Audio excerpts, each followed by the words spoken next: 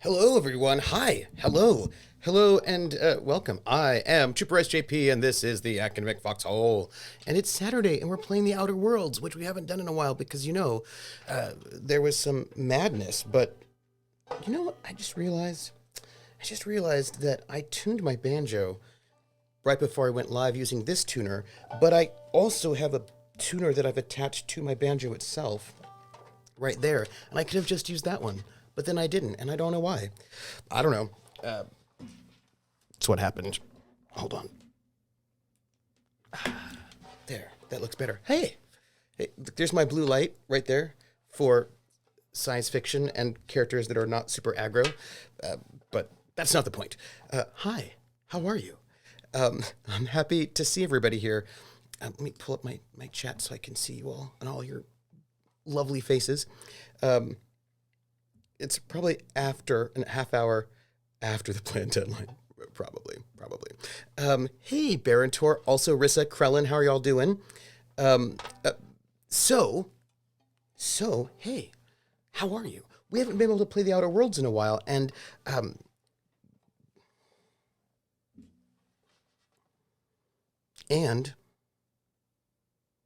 Jer gave me a present that I wanted to give to you, but I couldn't do it because we hadn't been playing the Outer Worlds. But now we are, so I can.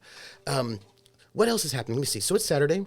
We're playing. We haven't played in a while. We're playing Jezza, who's a bartender and also a hacker, and Dam's the man. And we are playing the second DLC, Murder on Eridos. We just played it. We played one session of it last time, and we're going to play more. And I'm ready for it. I'm ready for it. I'm ready for it. Yes. I did not say hi to Time of Gifts. Time of Gifts. Time of Gifts. Hello. How are you? I didn't. I see you there. Hi. What's new and exciting? Let me see. Yesterday I played some going solo Blizzard Pass, which was really fun. We didn't die. By the way, I checked out the other solo modules, and they are they're kind of for specific PCs. So I don't think we can take Storm into the other ones. There is like the follow up module, the Riddling Minotaur is for characters that are level 6, which you know is not Storm. So that's not going to happen. But we'll just have to make new characters. It'll be fine. But I also had a couple other really cool solo things that I wanted to do with you all that I think would be really, really fun. Like very cool things. I mean, one, I want to play. I just got, RQ Stefan linked to me the old school Rune Quest solo adventures. So there's some more Rune Quests we can do. There's some Tunnels and Trolls we can do, which I actually want to do because I feel like we haven't done that one in a long time. And there are, of course, more Call of Cthulhu. Like there's a bunch of old school stuff we can do. But I found this very cool website where this person has. I also want to do the GURPS introductory solo adventure as well. I believe there are also some GURPS Conan 3rd edition solo adventures, which I need to pick up because that would be really fun. Oh, that would be great. Also, I didn't tell you about this website. There's this website where this person has created some solo adventures and ported them into both GURPS and also D&D 5e. And I thought it would be very cool to do that, to do both of those adventures in two different systems and see what they're like, and see what else we can do with that, because that seems kind of cool and fun, to me at least. Also, there's some new solo adventures that I really want to do, of new school solo RPGs. I really want to do Iron Sworn, because I have the brand new Starforged. I want to do Thousand Year Vampire. There's one called Dead Belt, which I just got, which I'd like to play. I also just got, Rune, which I kickstarted, which I played once, just finally came through, and I'd like to play some of these other realms. So there's a bunch of cool things that are out there. And what I think I want to do, I also want to try out the GURPS Traveler solo. So what I think I want to do is, sometime in the next short time period, what I want to do is set up a overlay, et cetera, for one of them, so that if something happens and we've got to jump in, I'll just be ready to go. So I just want to let you know that's very exciting to me. Yeah. And hey, Artie, how are you? I still don't know how you managed to not die with all that not. Yeah, Krellin, I don't know either. I am pretty shocked because I did a whole lot of not hitting. I forgot. I forgot. First level, basic D&D, punishing. That's all I want to say. Rufus, everyone wishes everyone warmth and full bellies. Ah, hello, Rufus the cat. Short of falling victim to a sleep demon, I'm here. Atomica! Atomica, I need to tell you something. I'm kind of obsessed with this comment that you made yesterday. No, Thursday. I'm obsessed with this comment you made on Thursday. And I want you to know that it's still living in my brain, right? It's still living there. And that is, I'm still thinking about when you made the comment of wrestling going from a working class sport to now sort of being taken up by the middle class.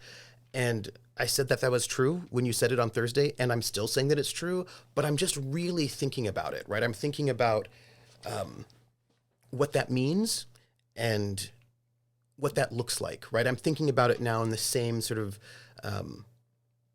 spirit as the ways in which Shakespeare and opera and symphonies.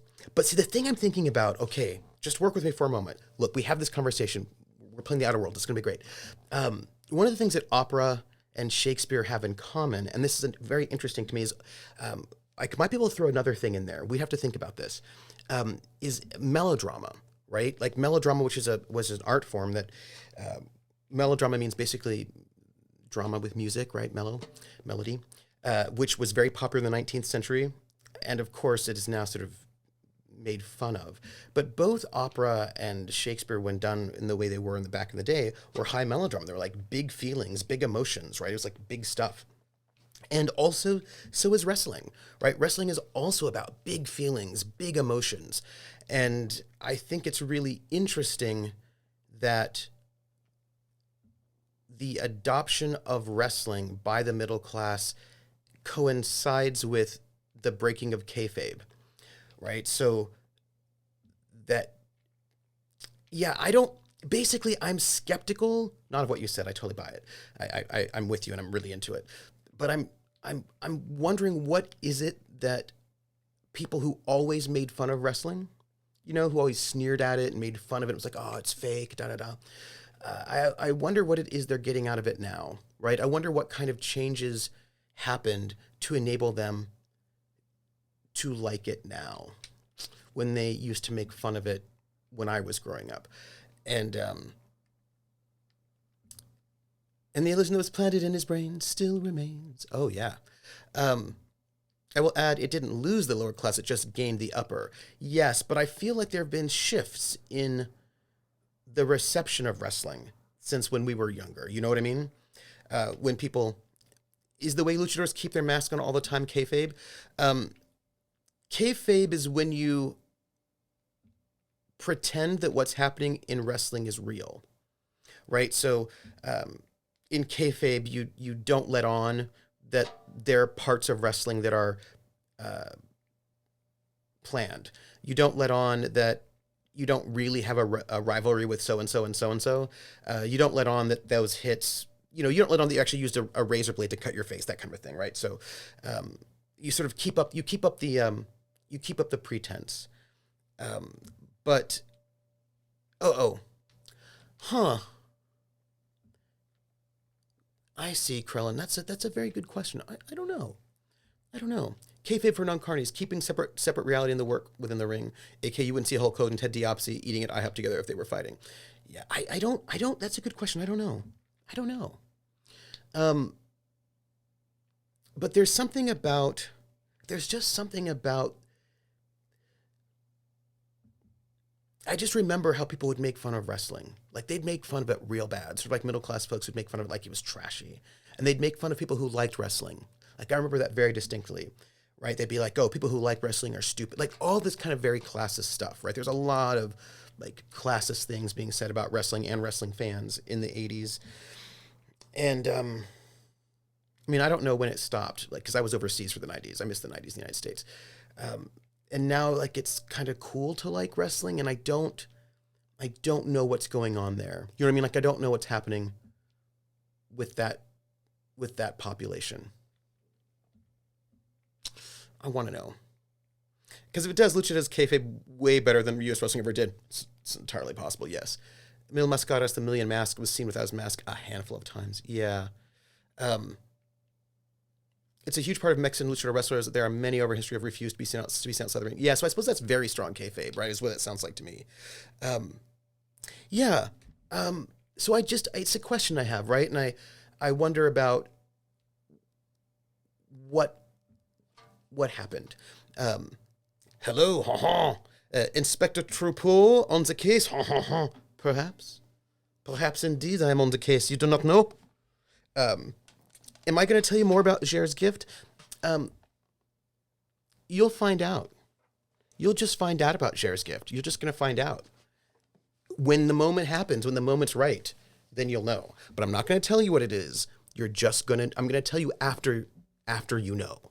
There's going to be a moment, and they'll be like, what? And then I'll be like, that was Jer's gift. But I cannot tell you now, but I will tell you soon. Lucha has its own kayfabe, but the masks are an actual sign of respect and their traditions. Generally, they aren't even supposed to use a mask if they lose it. Oh, that's interesting. That's very interesting. So I promised you I'd play the banjo, so I'm going to play the banjo, and then we're going to start. I'm going to play... We're going to play... I'm going to play Just the Two of Us by Grover Washington Jr. and Bill Withers. That's what I'm going to do. It's been, again, I'm a little out of practice, but I feel like I should practice. So.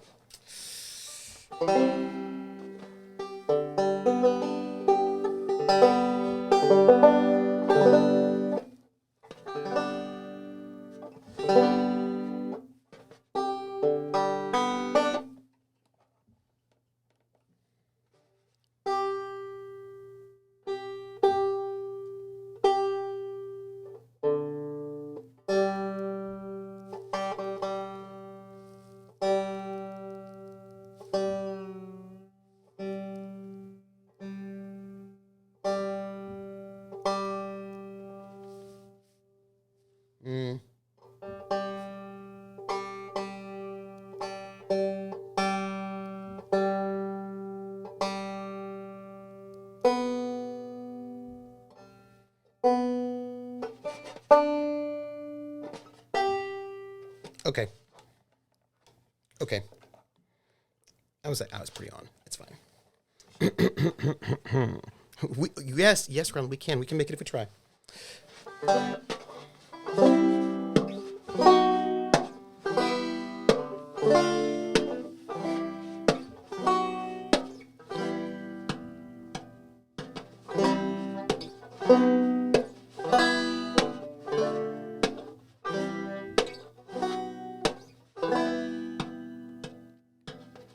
I see the crystal raindrops fall, and the beauty of it all is when the sun comes shining through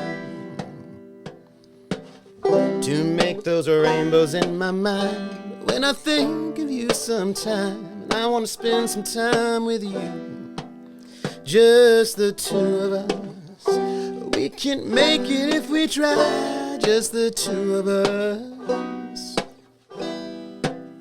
Just the two of us, building them castles way on high. Just the two of us, you and I. We look for love, no time for tears. Wasted water's all that is, and it won't help no flowers grow. Good things might come for those who wait, but not for those who wait too late. We gotta go for all we know. Just the two of us.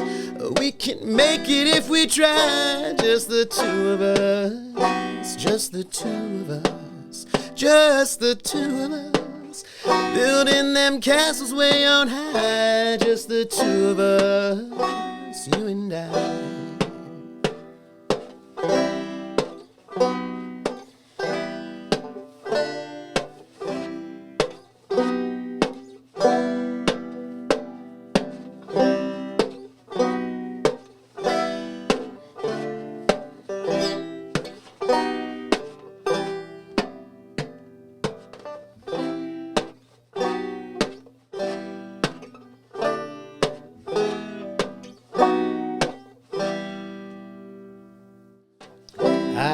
the crystal raindrops fall on the window down the hall, and it becomes the morning dew.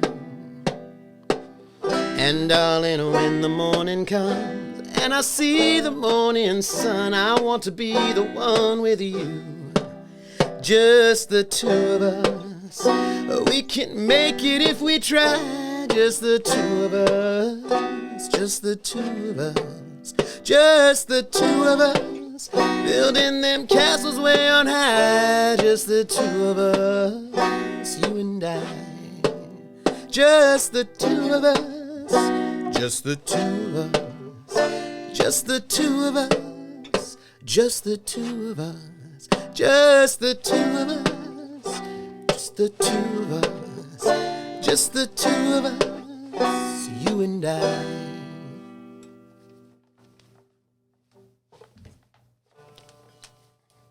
Yay! I should have water, but I don't. That's all right.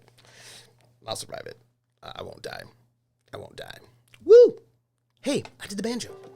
It's been a while, but I did it. Hold on. Wow.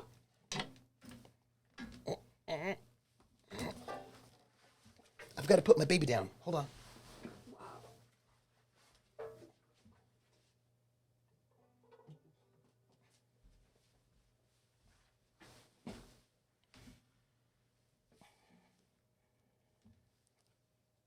I'm back. I'm back. That's it. I'm back. Hey, PH, how are you? Wow. Wrestling. Atomica, you can rant about wrestling all you want. I'm not mad. I think wrestling's awesome to rant about. But perhaps one should always rant about wrestling. Yeah, so you know what? I should tell you. So next week I'll also be streaming on Saturday. But the week after that, I won't be here. So there'll be no stream for me, but Brinkwood will be back. Brinkwood will be back. So next Saturday I'll be streaming here on my channel. The Saturday after, I will not be streaming. I will not be streaming on that Saturday, and I won't be on Brinkwood, but Brinkwood will be happening. And then after that, Brinkwood is back. We'll be finishing up that season of Brinkwood. If I can, I might try to sneak in like a little 2-hour stream before Brinkwood, but we shall see. That's for another moment. That is like a situation for another trooper, is what that is. That said, I feel like what we should do right now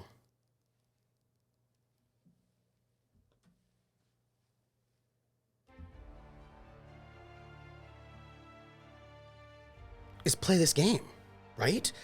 We have a murder to solve. I have no water. Get water later. But we have a murder to solve, and also have a surprise from Jer. So, you know, all of that. Let's go. Let's see. Rey Mysterio lost his mask in WCW in the 90s, and he put it back on when he joined WWE, and this was a huge controversy, and years later he actually had to get special permission from the Mexican Wrestling Association to tour in Mexico with the WWE. Wow, that's amazing. Yeah, kayfabe covers stuff like heels and faces being separate outside the ring, the protection of the working moves, which for the record, a body slam still sucks even if someone is doing it safely. Atomic, I have a comment about that. From Accented Cinema, which I want to tell you in a second. Ironically, it says Atomica, wrestling rings are built in a safer way now than in the 50s, where they were just boxing rings. But this means more people are taking moves that end in bumps, landing from a move like a suplex or body slam. So while a small percent of the moves end in injury, there are injuries more regularly now because there's so many more being done now. Yeah. That makes a lot of sense to me. Murder to solve? I think I know just the chaotic thief to accuse. Always gets accused of the stuff. I will AMA then. Trooper and everyone else, ask me a wrestling question. I'll do what I can to answer. So I was told to go and get water. So I will. Hold on. I've got a thing right over there. Give me a second. 1 second. Also, wrestling.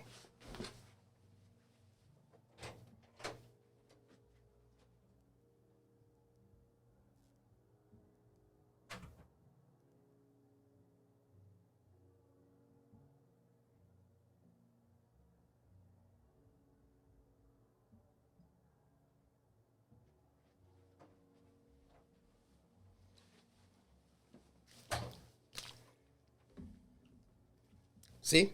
Got it. I got it. Um, Here we go. I got the water.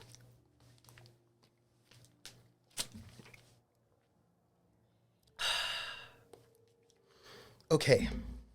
I wet my whistle, as they say. However, I do believe that Storm didn't do the murder because you actually have to. Carlin just said that he does believe that my character from Blizzard Pass last night did not do the murder because you have to actually hit someone in order to murder them. Yep. Also, by the way, I'm a little mad that they did not track hit points in that solo adventure. That makes me distractedly sad. Also, apparently, we have to eat food, which...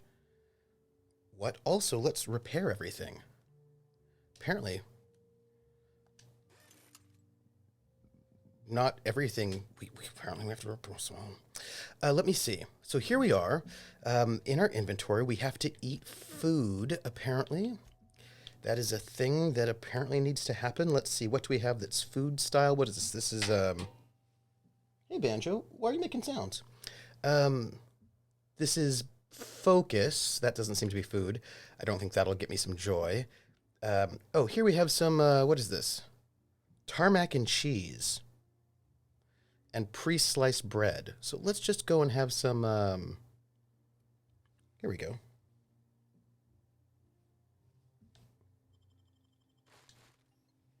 I really want to get my medical up. I feel like that'd be a good thing for me. Okay. I think right now... Also, there was something I wanted to tell you. What was it? Let's see. Journal-wise, we are... The main quest we're waiting on. Check into the penthouse suite. Oh, we have to check into the... Pick up the room key from the concierge desk. That's what we have to do. So, following Helen's murder, Administrator Ludovico and Cedric can... Oh, sorry. Excuse me. And Cedric Kincannon agreed to lock down the spaceport and bridge access to all land complexes. You'll need to check into the penthouse suite and contact Ludovico through the video terminal to unlock the bridge to Rizzo's Purpleberry Orchards. Also, you'll need to find and interrogate the Prophet of Profitability regarding her involvement with Halcyon Helen's murder. She runs her seminar retreats out of an extreme productivity camp deep in the Wilderness Exploitation Reserve. Okay. Yeah, hold on. Okay. I'm ready for this. Hey, DSB. It still doesn't stop a potential victim from blaming the missed shot on an actual murderer. It's true. Oh, I was going to tell you something about, because we're talking about, yes, accented cinema. Eating tarmac doesn't sound great. I get the sense that the Christmas probably is not a thing in this world. No. And if it is, it's probably a bad version of Christmas. So the thing I wanted to tell you was, I want to talk to people. No. No. I forgot what all the commands are. That's bad. I just don't want to murder anyone, you know what I mean? I don't want them to feel like I'm going to murder them. So let's, The Grand Colonial Front Desk warmly welcomes you, Inspector. It's a pleasure to see you again. How may I be of assistance to you, Inspector?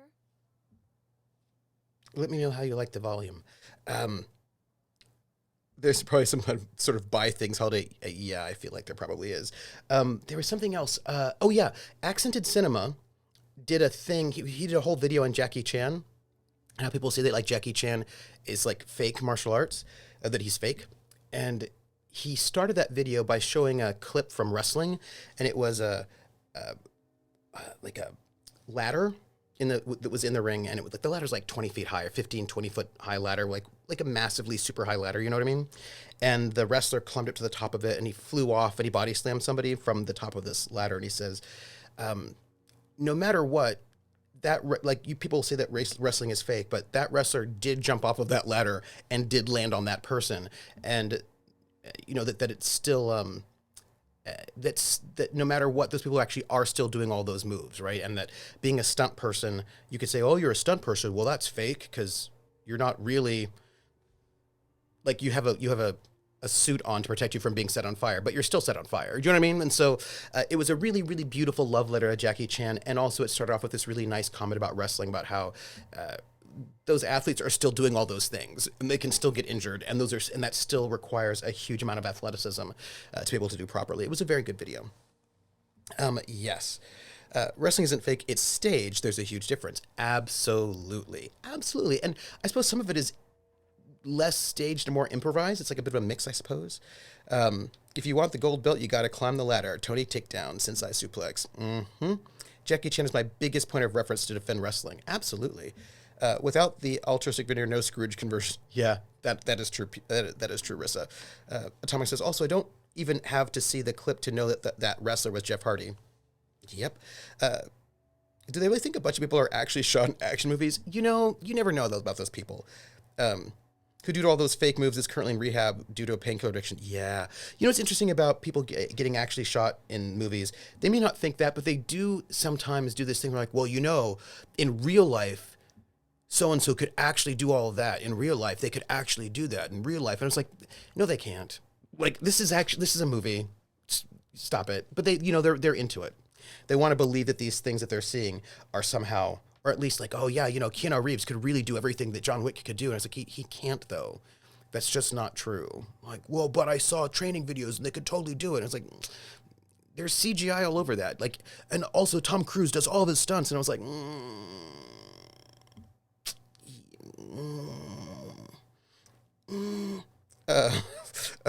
you know what I mean? Atomic says, okay, so gonna destroy kayfabe here, but it's a fun topic, so F it.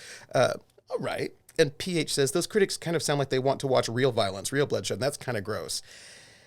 I think it's about machismo. Like, they want to imagine that their favorite is not acting as like, it's just real, and they don't realize that they're just saying strange stuff. You know what I mean? Tom Cruise can do those stunts because he's only 3 feet tall, but also many of those stunts have been enhanced by CGI, and also he did not do all of them. But, it's cool.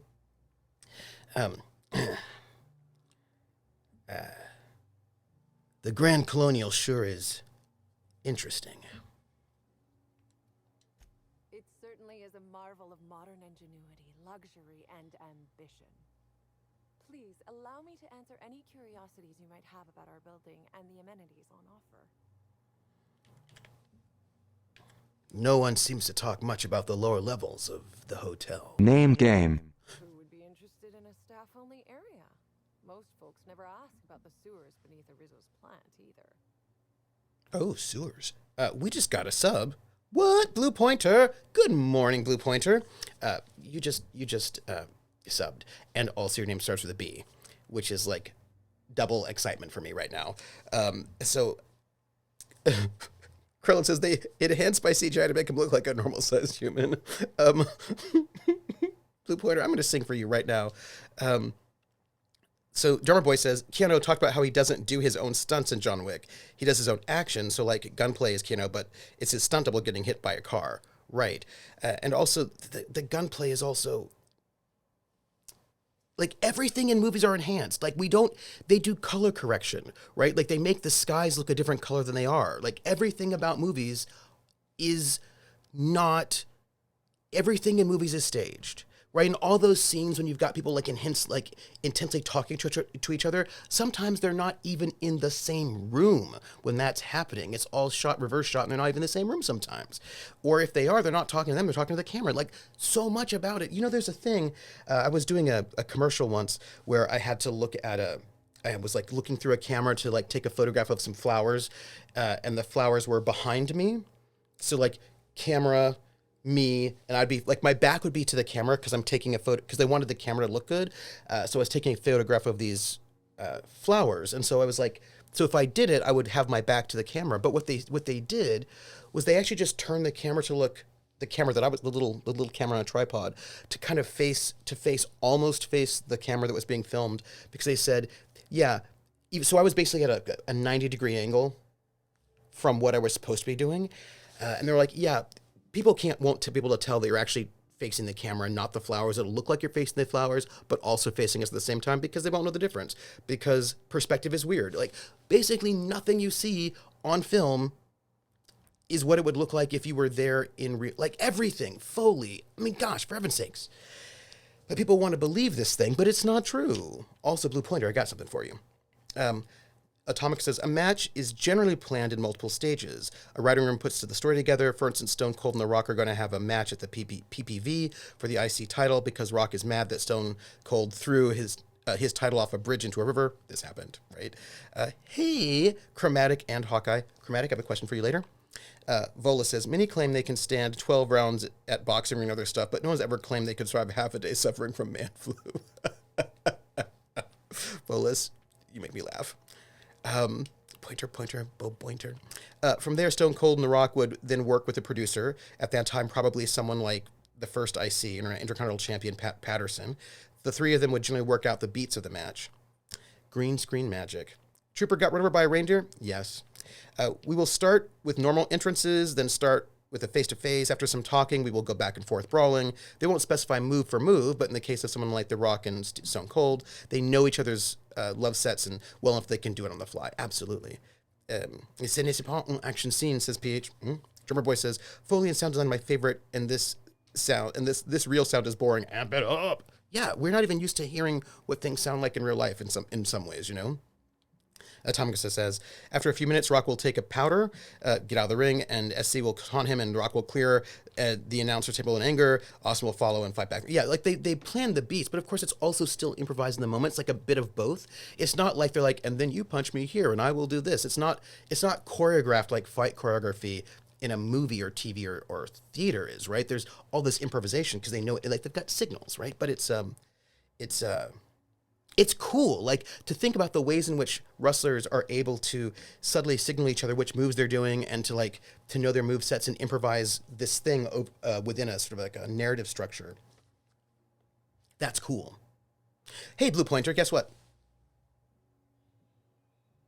The name game. Come on, everybody. I said, now let's play a game. I bet you I can make a rhyme out of anybody's name.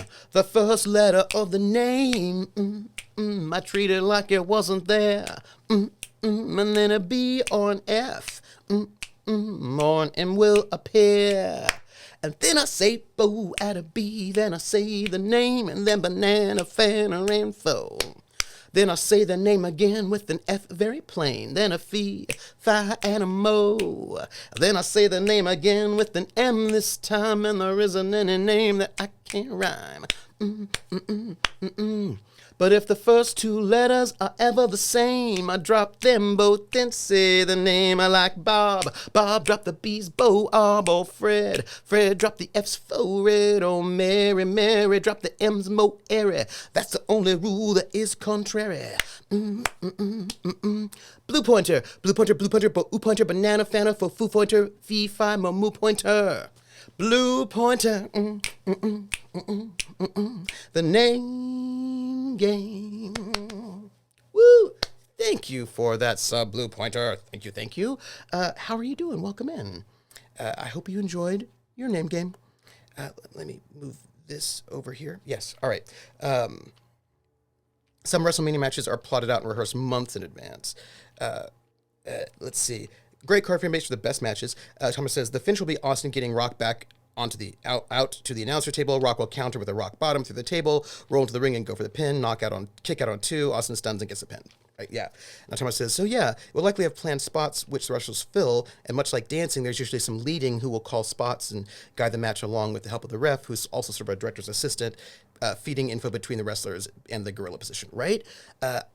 I love that. Like, I love the fact that, and that's the thing, I think people think that wrestling is like a theatrical fight choreography where you're like, okay, do this, and then, like, everything is all planned out, but there's so much more improvisation, which I gotta say, makes wrestlers even more impressive, that they're doing this on they have the outline done, right? But that all those little details, which of course makes it also dangerous. Traditionally, the heel calls the moves and matches. Oh. PH says, plenty of wrestling moves are impossible if the victim doesn't help. Absolutely. Are the tables fake wood? No. Right, like, so they have to help each other, but I love the fact that there's like this, It's, you know, I like that Atomica said it's like dancing, right? It's like dancing where you know, you're doing social partner dance together. You're doing follow and lead. It's more like, yeah, social dancing, right? Where you know the moves and then you do the moves together and you improvise them together. I think that's very cool. So,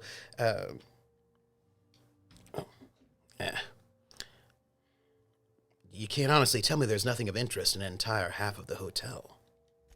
Of interest to your investigation?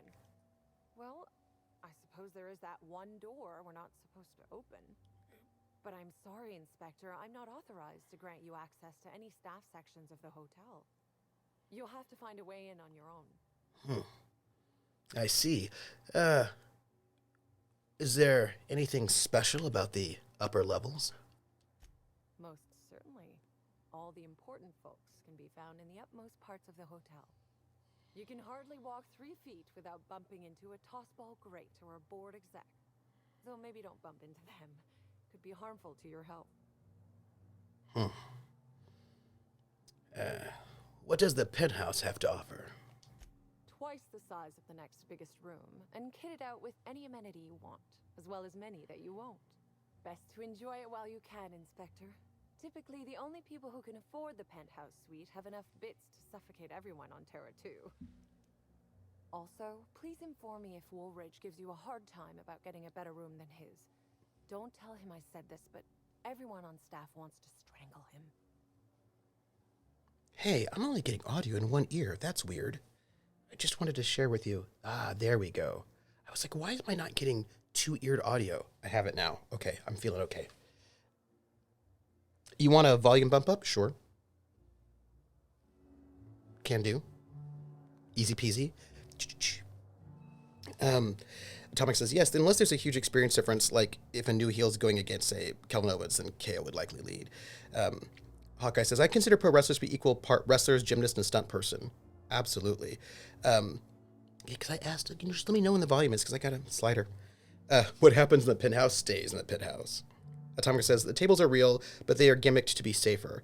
They have a cut part on the underside, but it's not to make sure it breaks, but to make sure it breaks flat. There have been wrestlers who have gotten gashed very badly by splintered tables, which makes sense, right? I mean, because the thing is, you got to be careful with this sort of a thing. You don't want to. If you're sure. Hurt yourself. You've got some high-profile guests here, right? What can you tell me about them? My apologies, Inspector, but that would be a severe violation of guest privacy. We here at the Grand Colonial firmly believe that... All right, my supervisor just walked out of earshot. Oh. Some folks just don't understand the importance of gossip. Oh. About whom? And what would you wish to know? I want to know all the gossip. I love this concierge, because she'll tell me what I need to know.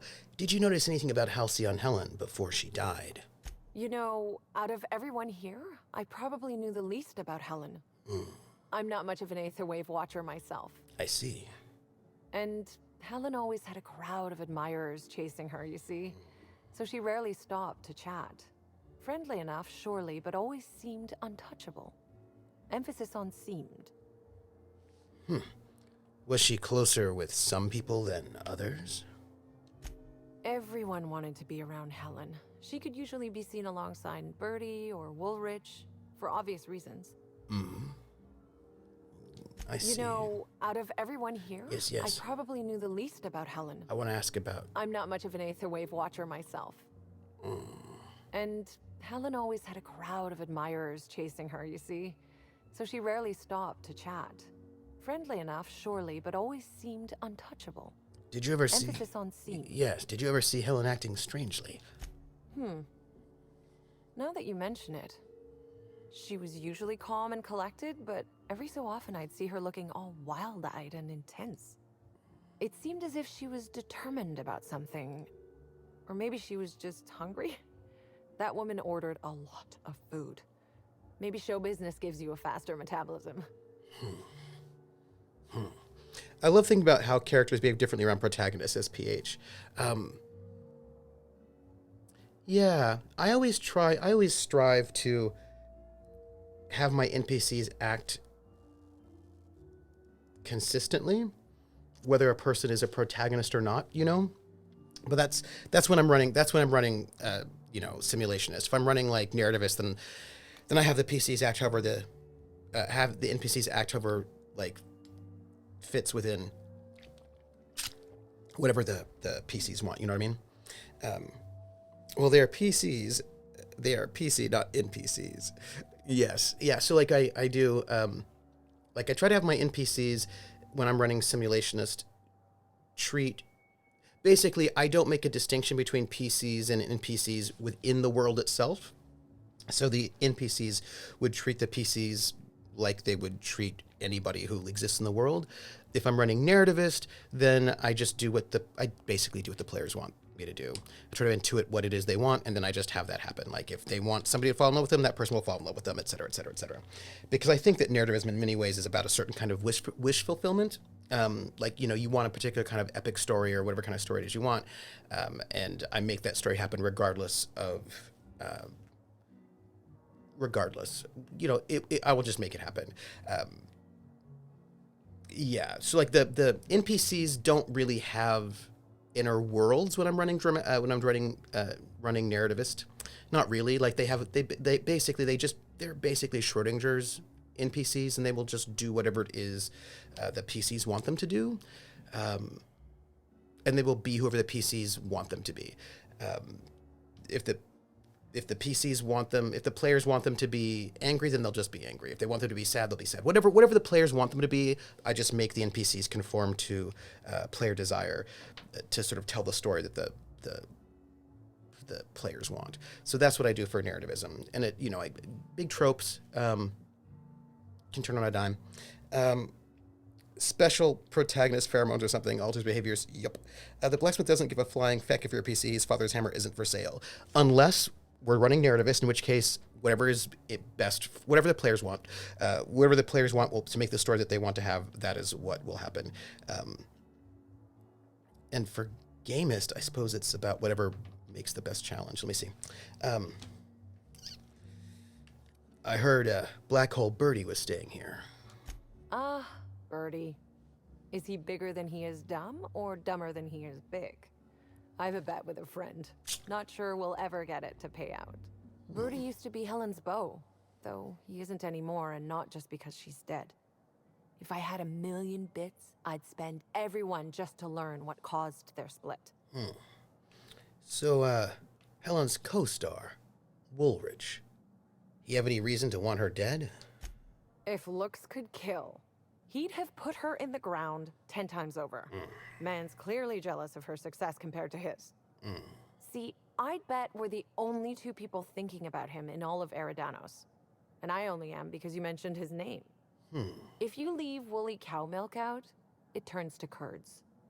Leave the curds out, they begin to get stale, then rot. Woolridge is on his way to the trash bin, and everyone knows.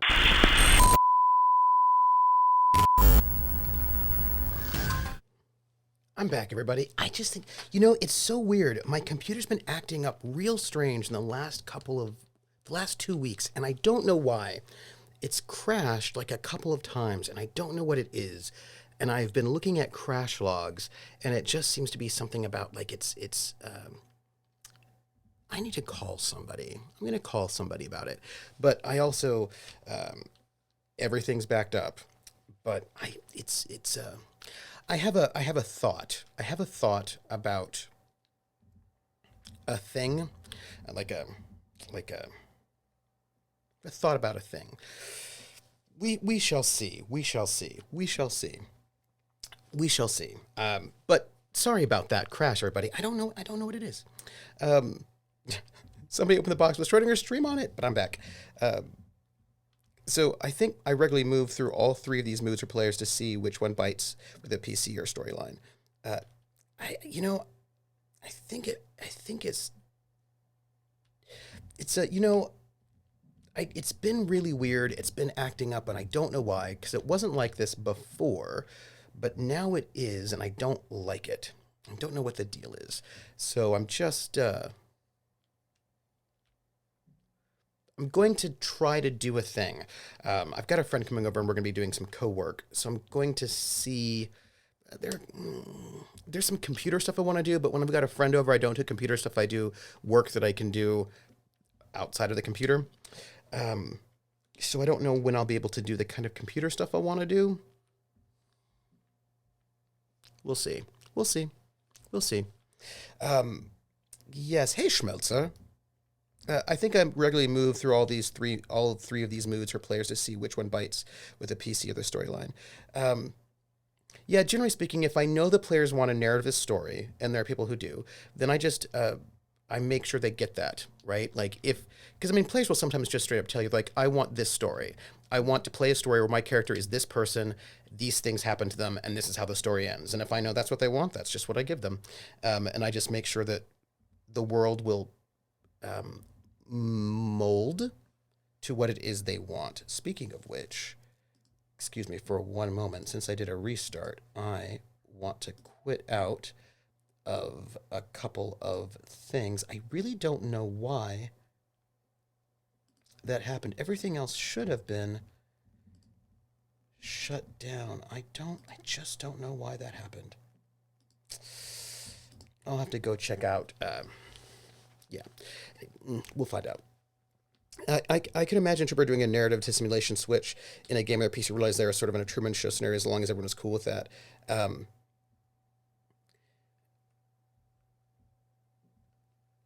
I have done many things that play with reality before, both on and off, but it's usually not narrative simulation. That's usually just still all simulationism. I tend to go full simulationist, um, but um, I usually in that case I'm approaching the narrativism as through a simulationist lens, um, but yeah, usually I have to sort of I will note because like really hardcore simulationist players tend to not like narrativism, and that's one of the things I think that goes back to that sort of the ideas of the theory, which is like the theory is so silly, is that there are players who are really serious about one or the other, and they don't like the other styles. They don't like playing in the other styles. They don't like playing gamist if they are narrativist, right, or et cetera, et cetera, et cetera. So for me, I always like try to make sure that like if my job is to make the players happy, then I will make sure to run a system that will make them happy and run it in a style that will make them happy, and that becomes, I think, that becomes an important thing. Do I have to check? I'm playing a slightly risky start to two parallel single player Fate games. I'm gonna start next year. Nice. I feel like the time has also changed a little bit. Like there's um, with a lot of my older gaming groups who were down for a lot of things, you could do bait and switches with them. But a lot of players nowadays feel like baiting and switching is a sort of assault, so I don't tend to bait and switch much nowadays because I never know if the players are going to be okay with that. I have gathered a couple of players I think who would be fine with a bait and switch, and those are the kind of players um, that I would put together for a grand campaign. Players who enjoy baiting switches, but I know there are players who find it to be a form of assault, and so I just do not tend to do things like that anymore, unless I know the players very, very, very well. Um, Otherwise, I won't do it unless I you play very differently based on who the players are nowadays. Sensei Suplex's Aurora world relies on different groups doing things, usually same time in world, so there are potential for guest appearances. Oh yeah, I have played in we've got some kind of productivity guru here, right? What's her deal? Ooh, where's my sound? Hold on. I'm not getting my sound. Hold on. Her deal? Hold on. I'm not getting my audio.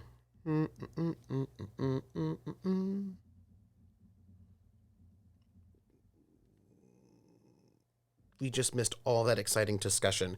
Um, let's see. let me do this for a second.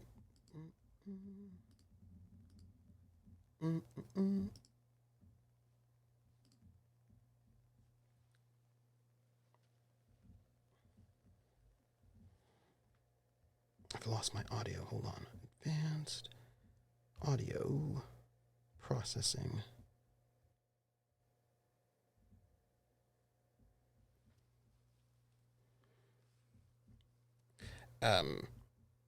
Oh, also, I'm not sharing the game. The game's back. Game, it's back. But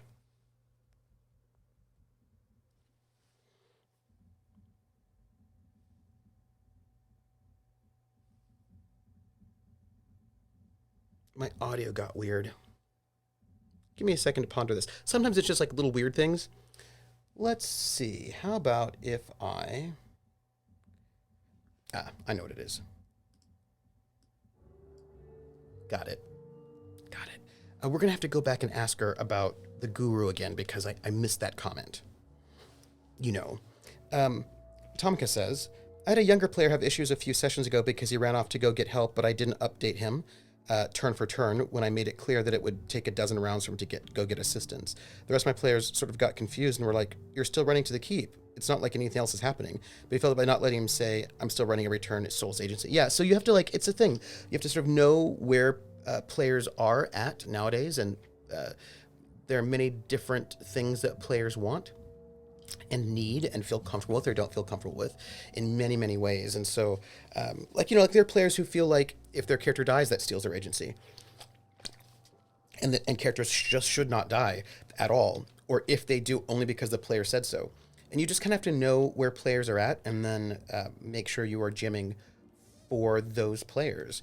And if you have players that are very narrativist where characters only die if it's dramatically appropriate, or don't die at all, whatever it is, you just got to know what it is, and then you got to GM to their style. Yeah. Another reason for that a session 0 is so important. It is true, Artie Stack. The only problem is, and this is what I find to be the biggest problem, that many players, I will say this about Forge Theory, which again, I feel like it could be tweaked some. One of the greatest things about Forge Theory, in my opinion, is not that it's perfect or whatever, but that it gave people language and got people thinking about what it is they like and don't like. Because one of the biggest problems with session zeros, very often, I have found this, is that people don't actually know because they don't have the vocabulary or the tools to analyze what it is they like or don't like. So you'll be like, so, what do you like? And they're like, oh, I like anything. I like everything. But that's often not true. It isn't true, actually, that they like anything, everything. They just don't have the vocabulary or the theoretical background to necessarily, they haven't done the work to sort of think through what it is they like or don't like. And so they can't actually tell you. So it's really great when players know what they like and what they don't like so they can tell you. But many players don't actually know. So then this is also how I've used things like Robin Laws of Good Game Mastering, Forge Theory, other stuff, I've read so many theories where I've used so many theories to the best effect. Is that what I do is that when I start playing with players, especially players that I haven't played with before, I'm always running analysis. Whenever, every time you hear me talking and I'm giving a story, another part of my mind is multitasking, analyzing the players, figuring out what actually their style might actually be, what it is they like or don't like, so I can figure out what type of player they are, what they respond to, what they're wanting, so that I can then sort of shift and adapt the game to their actual preferences. Yeah, so I'm always doing regular analysis. Chromatic says, back to the reference interview stat that says 90% of the people asking a reference question don't know what they want. Yeah, and sometimes people, I've had situations where some people are like, oh yeah, this is the style, because I also tend to be very, very upfront about how I GM and what I'm doing so that people can go into it. I'll say, with this campaign, we're going to be running it like this. Just so you know, Like, if death is on the table, I want to let them know death is on the table. But sometimes players think they're cool with something and then they're not. And so you just have to be very, very sort of mindful. And it's also one of the reasons why I like to invite people to one-shots or short shots before I invite them into a long campaign, so I can get a sense. But I also will note that players will also change. Like, players that are one way in a short campaign sometimes become very different in a long campaign. And so you have to be very mindful, right, of all of those details, so you can ensure that they have the best possible experience, and that everybody else at the table also has the best possible experience. Yeah. Javai says, or the experience to know many players, especially young players, are new and only have one from a group, so no way to, like, yeah, there's no, like, if you only played one style, there's no way for you to know. If you only played one game, there's no way for you to know. Like, it's like, yeah, if you've only played one style only, it's going to be really hard to know the other things that you like.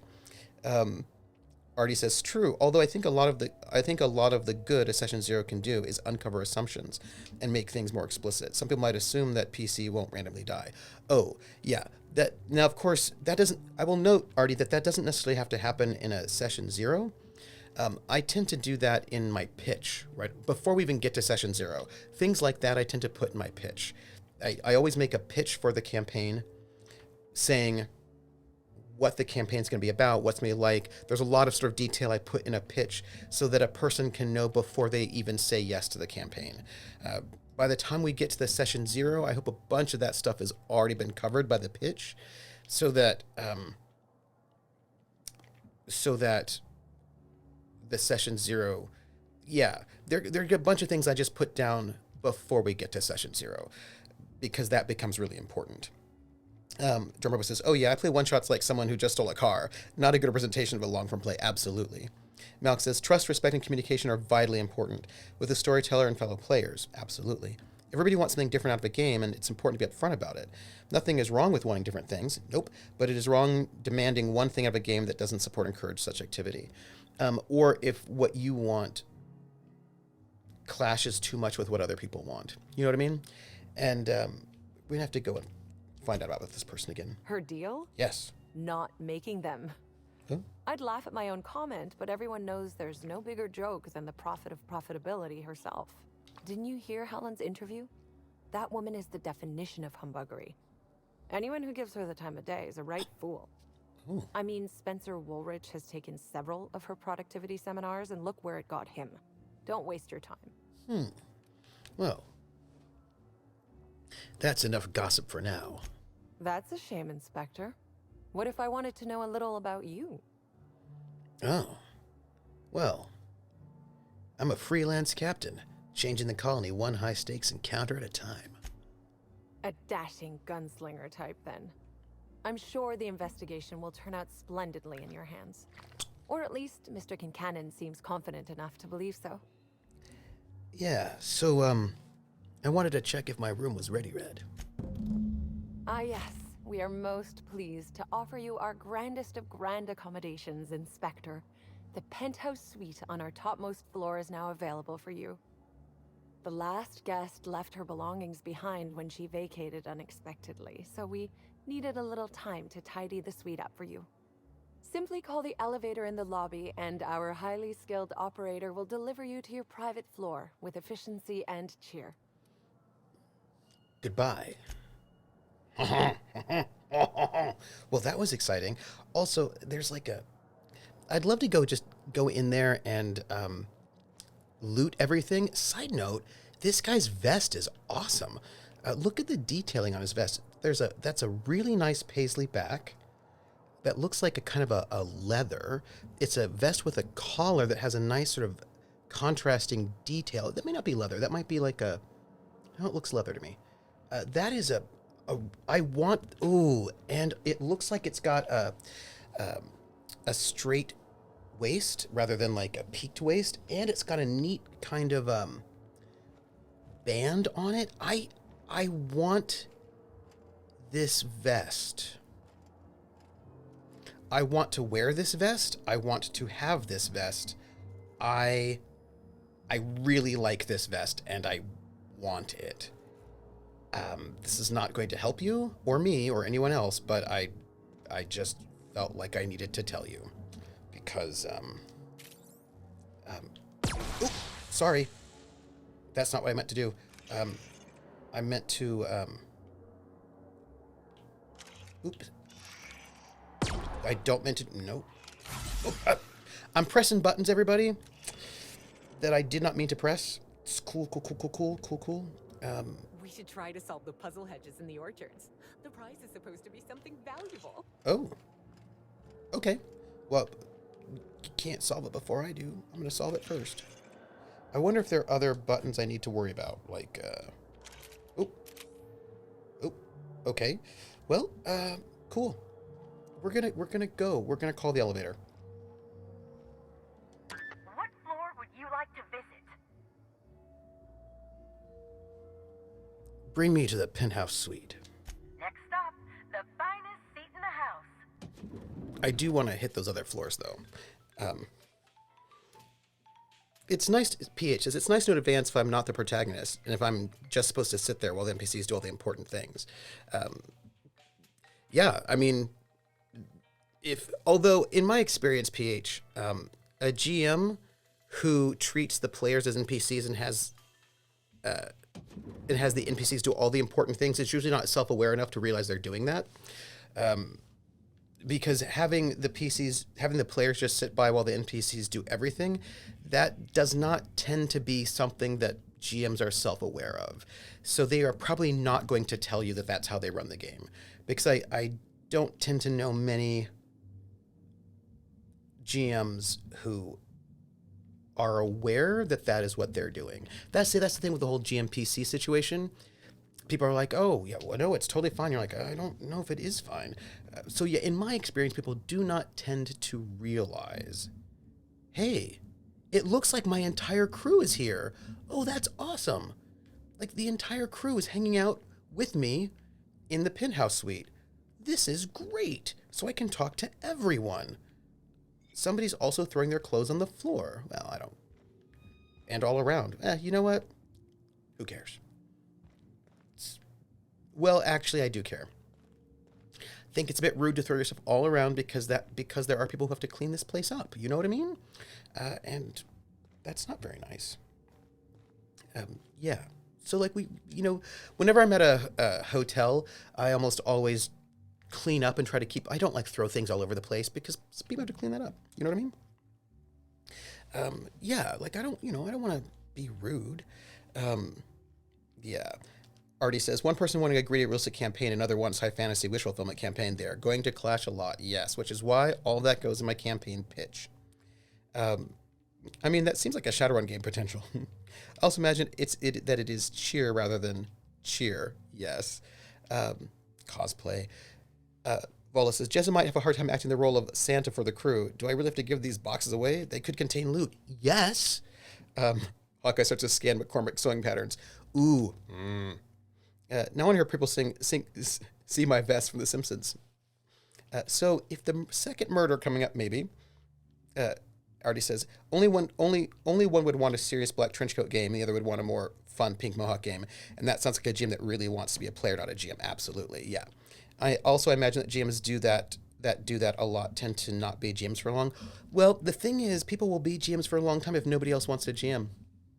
It's a little bit different now that we have online games where players can find other GMs, but like in a traditional space where there are 5 people, you don't know any other people who are playing and only one person wants to GM, and if nobody else wants to GM, everybody else, like basically nobody wants to GM, and so they make that one person GM, and that person GMs, and that person GMs as if they were a player, and and then you have nobody else to play with. Yeah. That's why I said I used to be that GM because I had a couple of very passive players, but now that I have a much more active party, it's so much easier to sit back and let them push the story. But I will also note, Atomica, that sometimes, now I usually don't have NPCs do everything. That's not good. But sometimes you have to really, really railroad players because that's actually what they want. There are a lot of players that don't want to be active. They don't want to drive the story. They want you to write the entire story and then tell them an exciting, thrilling tale. They want to strap into the roller coaster and go along for the ride. They want you to do all the heavy lifting.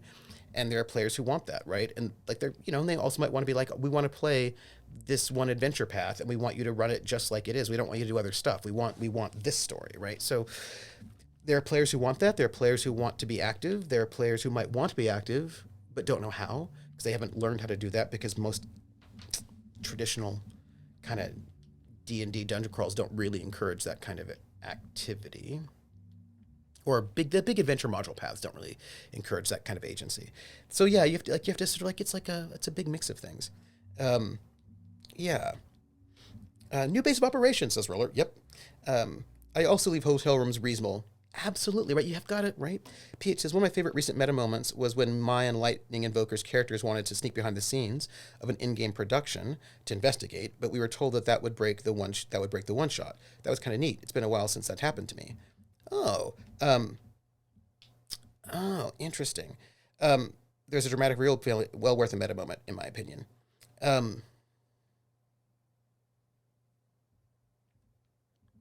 Yeah. What I would say is that's there are different styles there, right? Like some players, what they want is a story, right? They want a narrative with a beginning, middle, and end. They want rising action, falling action, denouement, and so they want the GM to say, "Oh, hey, there's a meta moment here. Do these things so you can get it, the thing that you want, and then everyone will be really happy about it." Some players that will break their immersion, they won't like it. Some players don't want there to be a plot like that at all. They want other things, and so it's just important to know like what's the story. By the way, PH, I adore you. As Homer says, to that note, I got to be a player back in 2006, and the next time I got a chance to be a player was 2 months ago. This is what I'm saying. Had a thought, by the way, there's a comment that's making the rounds in like TTRPG social media that I want to share with you. Yeah, I guess a lot of things I tend to think of as session zero things you do in your pitch. Yeah, mostly because Artie Snack, for me, it also depends on what the process is like. There's a big difference between having a pre-existing game group and molding what you do to that pre-existing game group and having an idea that you want to cast for, right? Those are two different things. And you do things very differently. I mean, I do things very differently depending on that. And Riss is here, so we can talk about what Bill Stoddard does. The worst you make situation is for family. Ugh. Yeah. Malk says, fair enough, but perhaps it could be a compromise campaign setting. I don't know. But I know that some players can be quite demanding. And that's why you have to make sure that you match with your players. They want more of a visual novel than a full game. Yes. Right, because here's the thing. The thing is that if you play your games like a book or a novel with a story, you will get a story. Do you know what I mean? Like some players want a thrilling story that matches what a film is like. And to get an RPG that matches what a film is like, where they sort of strap in and like are excited that way, there are a lot of things that you do and you don't do. Like in that kind of a game, maybe you fudge more, right? Or ideally use a system where you don't need to fudge because it's just built that way on purpose to run that way. But like in that kind of a setting, you fudge rolls to get the players what they want, because if it has to get to the climax right here, you've got to get to the climax right there. Like you do it that way, and then if you do it that way, they get an experience that is they get to play their favorite book, they get to play their favorite movie, they get to be John Wick, they get to do all of those things that does exactly what they want it to do. But if you run that game like an AD&D first edition dungeon crawl, that will not give them that experience at all, because they just might die in the first room, and that will not be satisfying for them. That is not what they want. That is not what they want, right? They don't want that experience. So, right, they're just and this is why people make fun of the Forge, but I think the Forge really tapped in, and it wasn't really the Forge, it started with that one woman who came up with that idea on Usenet, but it tapped into some really important kinds of things, differences in play experience. And somebody who wants to play through their favorite movie, where they have a villain who's a rival, and they meet that rival in the beginning, and the rival maybe beats them up a little bit, but then they do a big training montage and win at the end. They don't want the dice to tell the story exactly, right? They don't want to beat their big rival in the first act, because that ruins the story. They don't want to go through the whole training montage and then have the big final confrontation and then lose, right? They don't want to die to some like randos in Act 2 and they didn't even actually get to go and beat up their final their big rival, right? Like, there are things they want. They want to play a story that works the way a traditional narrative works. And if you have players who want that, then you need to give them that, which means you need to GM in a very different way, right? And the thing is, there are games that are specifically built for that. They're games that will say, no matter what they can't get through this door right now, they can't get through the door until later. Make this challenge hard now but easy later, or easy now but hard later. Like I think about Gumshoe, and the Gumshoe 1-to-1, when they give you guidelines for setting difficulty, like for Cthulhu Confidential, the guidelines for how difficult a task should be is based on when in the narrative it is. They say, if it is in the beginning of the narrative, the difficulty should be this. If it's at the climax, it should be this. If you like all of the ways in which you assess difficulty for challenges in Cthulhu Confidential, if you're making up your own challenges, is not at all based on how difficult it would be in the real world. It's not at all based on what kind of a challenge it would be for the player. It's all based on what would make where you are in the narrative and what makes a better story. And that system is built specifically for that, so you don't actually have to fudge any rolls. But you have to GM in that way. You have to GM specifically knowing that when you make decisions based on how the story is supposed to go in a traditional narrative arc, because that's what that game is about. And if you have players who want that, then you need to make certain kinds of GM choices. In the same way, you make different kinds of GM choices if players want fair challenges all the time, to be challenged, right? You design things differently in that case, or if they want a simulation, if they want to explore. So you just have to really know what people want, even if they don't know what they want, and then you have to figure out how to give it to them in a way that will make them the most happy. You know what I mean?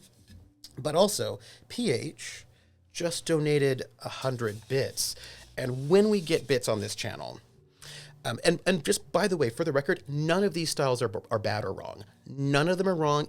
They're all legitimate, right? They're all legitimate styles, and they all produce fun for the people who like those styles. So I am judging none of them as bad, and because that's really important. And for me, I try to figure out. I have really appreciated some of the insights I got from reading Forge Theory, even though I don't agree with everything, or I think that I would tweak it a little bit, or update it a little bit, in the ways in which it really helped me GM differently, right? I feel that now I can GM in styles that are not native to me in ways that I could not have done 30 years ago. 30 years ago, I did not understand why people liked hack and slash murder hobo dungeon crawl D&D games. I just didn't, and that's all I got to play. Way back in the 80s, that's all people were playing for the most part, except for Ezra, who was a fellow theater kid who ran differently, which I loved. But most of the games were just all just hack and slash, murder hobo, and I never understood it. I hated it. I was like, I don't get this. This is just awful. And reading The Forge really helped me understand what actually the appeal of that style is. And now I think I can actually enjoy that style, and maybe not for a long campaign, but certainly for short shots. And I can jam in that style, I think, now. Because now I understand what the point of that style is, what people are getting out of that style, what they want out of that style, what is fun about that style. I actually get it now. And it took me reading theory to sort of figure out, to sort of get out of my head, to understand what it was that people like about a good murder hobo hack and slash game. And so I think that now I can do it. And I've worked really hard to be able to get my narrativist chops down as a GM and player, so that if I'm a player in one of those games, I can do that. And if I'm a GM in one of those games, I can do that as well. And that was about reading a lot of theory. People really thought about what it is that they're doing and how they're doing it and why they're doing it. So for me, a lot of that theory helped me get flexibility so that I can pivot and do the kind of game that people want without judgment. And that was really, really good. It was really, really good.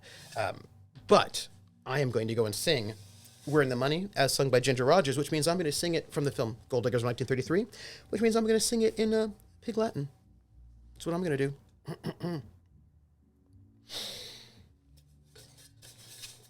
I like to snap with my left hand. I can't really snap with... Oh, I can snap with my right hand. Interesting, but I don't like to do it. Erway and hey, the anime. Airway and hey, the anime. Way at gale at way of way up way at wakes to tit gale young way. Airway and hey, the anime. The ice skates are on say. Oh man, the adiation pray, ooh, yare, ooh, three, you stay on way young ray. Ewe ever eat ray at landsley, of way at Briansley, ooh, tay day. And we see the end, the order will look like the eye, we're in the eye, we're in the money, we're in the money. We've got a lot of what it takes to get along. Thank you, PH, who appreciated the RPG talk. Which, by the way, I appreciate it too, and I am here for it. And I just realized that since we had the restart, I do not have the actual Twitch channel up on one of my tabs, which I always like to do so I can just see if things get weird all of a sudden. You know, I just like to have it on as a, hey, how's it going? Is everything fine? And it is. Okay. I'm catching up in all of these things. A flyer promoting a productotherapy seminar with renowned prophet of profitability, Jasmine Leiva, and her retreat in the Wilderness Exploitation Reserve. Under her patented system, purge your body of nefarious humor, stopping you from unlocking your true, productive potential. Sketchalicious. Hey, we're here. I wonder if there's any, weirdness to look at. It doesn't look like it. Although I might have forgotten how to look for weirdness. I hope it's just this. I can't really say. Also, once I walk around, I'm going to go and catch up. I feel like I should probably just talk to people because maybe they will have things to say. Oh, I don't want to contact this administrator yet. I want to read chat. These are my feelings right now. So I'm going to do that. There's weird sounds. Oh, hey. Oh, hey, look, it's a conspiracy board. Yeah, I'm going to have to talk to everybody who's in my party right now. This is a thing that I am going to have to do. Pick up spatial acuity sensor apparatus. Huh. I know there are really important things happening in chat. I want you to know that I know it. Examine. Notice of unlawful equipment. This notice is attached to an object, peripheral, personal belonging that exceeds or otherwise violates hotel regulations. Leaving this object on the hotel premises will result in a 500-bit fee per day of unlawful storage. At your earliest convenience, please remove this object, peripheral, personal belonging, and pay any outstanding fees.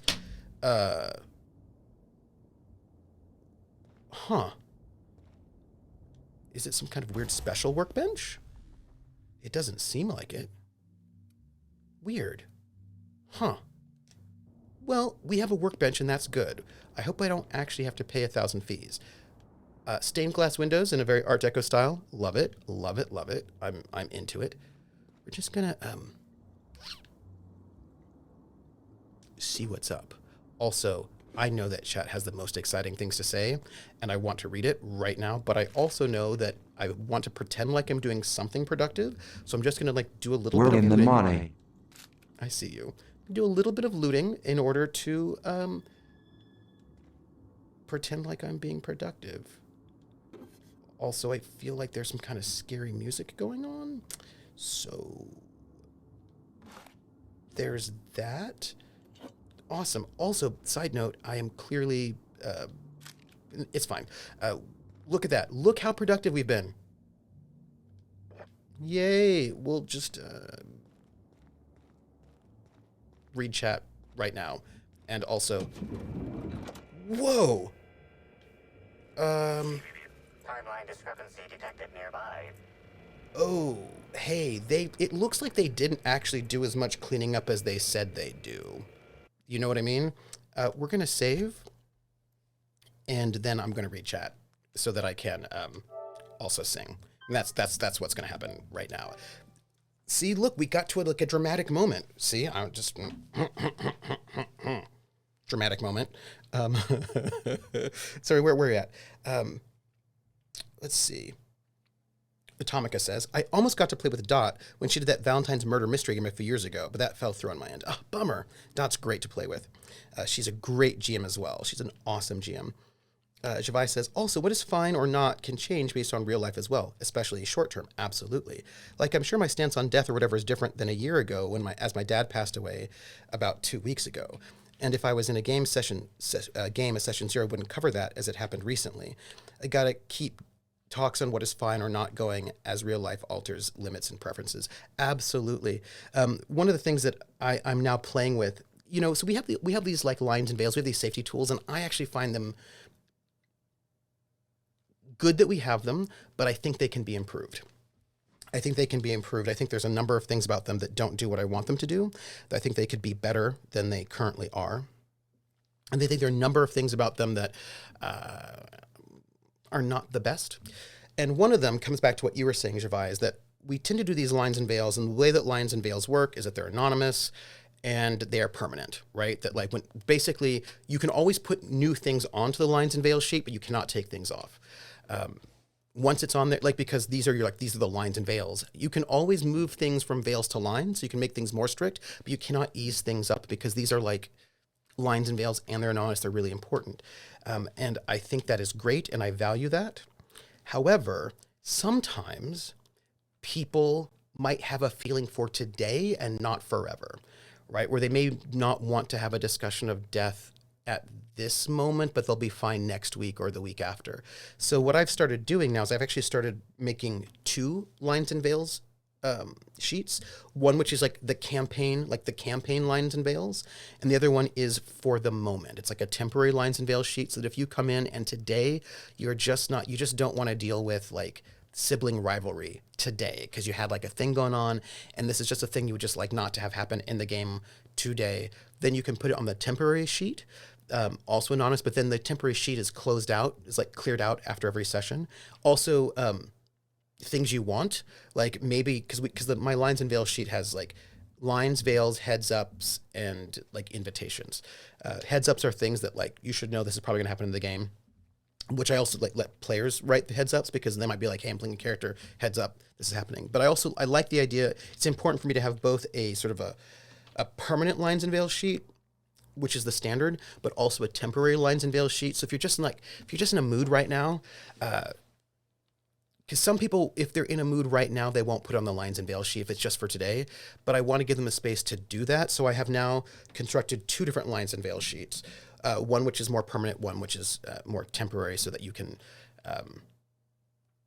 you know what I mean? Because I want that flexibility so that at any moment you're like, oh yeah, this is how I'm feeling today, and you can just put it on there. Anonymously still, because I think that's an important thing. I also think that if something happens in your life where you cannot play in a game anymore, then leave. I mean, I would do that. Carl says, I'm fortunate that most of my regular group are willing to GM, at least for a bit. Oh, don't let me forget, I want to talk about D&D and GMing. So all of us GMs get a turn at being players. Yeah, the very best group I was ever in was a group where everyone was a GM, and so we just rotated GM seats, and it was so great. We had no GM burnout. Everybody understood each other. It was really great. I loved it. Also, Javai, about your father's passing, I'm so sorry for your loss. And I think the one advice I would say is as both of my parents have died, is do not judge your process by anybody else. You will respond however you respond, and however you respond is okay. Maybe you'll cry, maybe you won't. Maybe you'll be fine, and then maybe you won't be fine. Just let yourself go through your own process, however is for you. And it's okay if what your grief looks like is not what you thought it would look like or what anybody else thinks it might look like. Just know that it's okay for you to feel how you feel. And I am sorry for your loss. Artie says, oh yeah, home game and RPG show are very different things for sure. I actually don't, my home games, when I GM a home game, what I do when I GM a home game and what I do when I GM a stream is not actually very different at all. For many people, they're very different. For me, they're not that different. There might be very subtle, small differences. like I don't tend to do cosplay for a home game, although it sort of depends. I do like light cosplay, but actually I don't actually have that much of a difference between a home game and a stream game for me when I'm GMing it. So people always say there are these really big differences, but I don't, and that's because I'm a theater kid, and I've always been a theater kid. So my home games have always been very similar to a stream game because because I'm a theater kid and I tend to play with a lot of theater kids. So for many people those things are very, very different. For me, they're not that different. PH notes that there are Sunday Fun Days all the time. Come on board. I mean, there weren't Sunday Fun Days for a while, but they're back again, so that's very exciting. Artie says, yeah, it's definitely important to touch base with your player, Jim, about things. Also, Jim, players can just tell me if they got something going on. Atomic says, I know, and I'd love to, but the same situation that can be from the game is still a risk, and I dislike agreeing to things that I might be able to do depending on another person. Yeah, I totally get that, Atomica. PH says, come to think, I had another recent meta thing happen. I was in a Christmas one-shot, and me and the other PCs wanted to grab the loot, leave the cursed Christmas town to its curse, and head on down to Florida. But that was also pushed back on track to where the curse was broken. We got a happy ending. Now, I will also break meta sometimes to let people know things, like to work things out. Like as a player, I'll be like, hey, everybody, we're all planning to go and, like, I can see that you're planning to murder this little old lady. I want to let you know that my player is not cool with murdering little old ladies as my PC, but as a player, I'm fine with it. So, but I know that my PC will not. So what I would recommend is do not tell my PC that you murdered the little old lady, and then we'll be fine. I'll make sure my PC does not know about it. Just do not tell them, and we should be good. Like, if there's going to be like a potential problem, not this, now I will note this is not a story problem because I don't tend to, unless I'm running that way. If I'm running story, then everything is story. But if I'm running in this other style, I will let people know if there'll be a potential conflict in a meta way. But that's not about story. That's about like, hey, just so you know, here's this thing that's going on. Here's what we can do about it, right? I try to let people know. Artie says, it makes me think of the difference in experience between the Marvel's Avengers game and the Marvel's Midnight Suns game, as in the one you are playing an existing character within the world, and the other you're playing your own character who's interacting with those existing characters as a different original character. Yeah. I got the PH, thank you for that RPG talk. Carl says, and lots of people are switches on style too, absolutely. Sometimes they might want the John Wick narrative. Sometimes they might want to figure out the mystery, but most of them want to at least know what mode they're supposed to be in up front. Absolutely. Krellin, if they understand the modes exist in the first place, right? Which is, I think, one of the sort of problems is that we often just don't talk about RPGs enough, I don't think. I think we don't really sort of analyze them and think about them, so a lot of people don't know what the modes are, and they can't articulate it because they've never thought about it. You know what I mean? And I think that from the very beginning, people have tried to sort of figure out how to describe the difference between like a Monty Hall game or a killer game. Like try to figure out how to describe these things so we can actually get what we want. If we don't have the vocabulary to say what we want, then it's hard to get what we want. You know what I mean? Like people always say, communication's important. Communication is important, but if you don't have the vocabulary to describe your feelings, then it's hard to get that communication to work. So I think it's really good that we're at least talking about it and thinking about it. Absolutely. Vola says, people really break the mold when it comes to stories. Not many people act as a group who basically have Justice League or Avengers type reputation of the world, while actually they're just LARPers with onesies and capes. A party of minor villains have to help the region because even bigger and badder fellows coming. It's funny. Chromatic says, so when do you do the short book, maybe 100 pages covering the different playstyles, IDing them and playing them? I think I could fund it. I feel like I might do that as a video series, actually. And I want to modify what was going on in the Forge quite a bit and actually just talk about different ways of thinking about it, talk about Robin Law's ways of thinking about all these different ways of thinking about these things and just rethinking about them a little bit to be a bit more useful. But I think I might do it as a video, as a video series. The best style is the style that you and your players GM enjoy the most. Absolutely. Oh, go and enjoy your cousins, Atomica. Burnt Kitty says, so what's the basis of this game? First time stream. Hey, Burnt Kitty, how are you doing? So this game here that we're playing is The Outer Worlds, and it is a sci-fi RPG set in a retro future dystopia where, okay, what do we got here? Set in a retro future dystopia where So we were a colonist. Like we went under suspended animation, got sent on a colony ship to go from Earth to the new colony spaces, but our ship got lost and we were basically unconscious for like 100 years or way too long. We are brought out of suspended animation by a mad scientist who's wanted by the government because he thinks that I'm the key to help like save the colony, or these people could be. And it's a very like hyper capitalist. It's very industrial revolution with like robber barons, and it's like a terrible, terrible place. And we're trying to solve a murder actually. We're trying to solve a murder of an aether wave star, like a serial star. That's what we're currently doing, and also talking about RPGs. Let's analyze The this. imprint left. Oh, sorry, I didn't do that right. Oh no. Oh no. Let's see. I think we can probably see what people said. Oops, wrong one. Hold on. I also haven't played recently, so I'm rusty. Logs. No.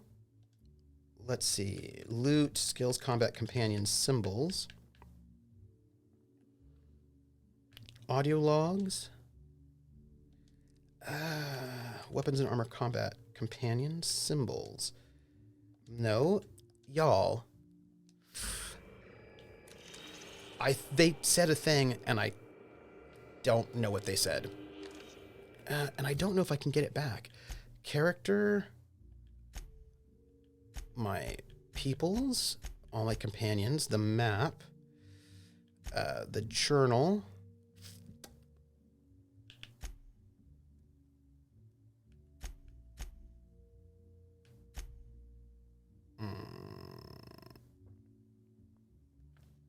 Y'all, I don't think I can find it. I don't think it's in there.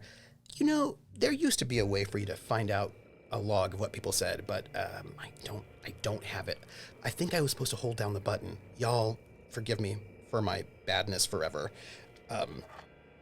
Yeah. So we're playing a character named Jezza, who is a bartender and a hacker, and he damns the man. But also, I pressed the buttons the wrong way.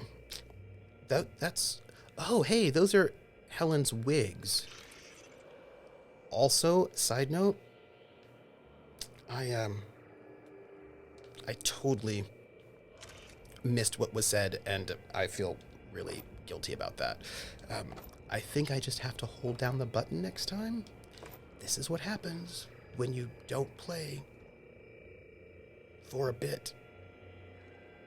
I have a present from Jared that I want to share with you, but I have to wait. Helen, where did we go wrong? Oh, Lo, I'm so sorry. That didn't mean for...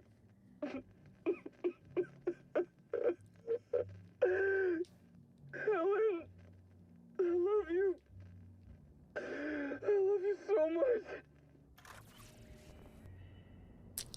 Well, that was awkward. That was awkward, everybody. Well, gosh. Yeah, that was, awkward. And I also have no idea what my computer had to say to me. And I feel badly about it. But that's life. Also, you know, I have to sing. I do. Because Atomica gifted 100 bits, and when I get bits, I sing. I sing "We're in the Money" as sung by Ginger Rogers in the film Gold Diggers of 1933, which means I do sing it in Pig Latin. But Celery Sticks just said, "I'm new here, new to D&D. I stumbled across this channel last night, and during the solo, and was very impressed, and there's some many ways that D&D is played, and enjoyed the voices." Oh, thank you very much, Celery Sticks. I'm a tad behind on chat, but I'm catching up. Thank you. We play video games here on Thursdays and Saturdays, and also we use that as an excuse to talk about RPGs and like how to be better. Because the thing is, one of the reasons why I'm so interested in talking about these things is because I want us to be able to get the games we like. Do you know what I mean? I want us to be have a better chance of having fun, right? And like knowing what it is that you like, I think, and also knowing what other people might like, so that you might be able to try new things out. I think helps people have more fun, and I love that. So, just for the record, I'm going to sing "We're in the Money" to thank to thank Atomica. And I'm going to sing it in Pig Latin, as Ginger Rogers did in the film Gold Diggers 1933. And so... Earway and hey, the anime.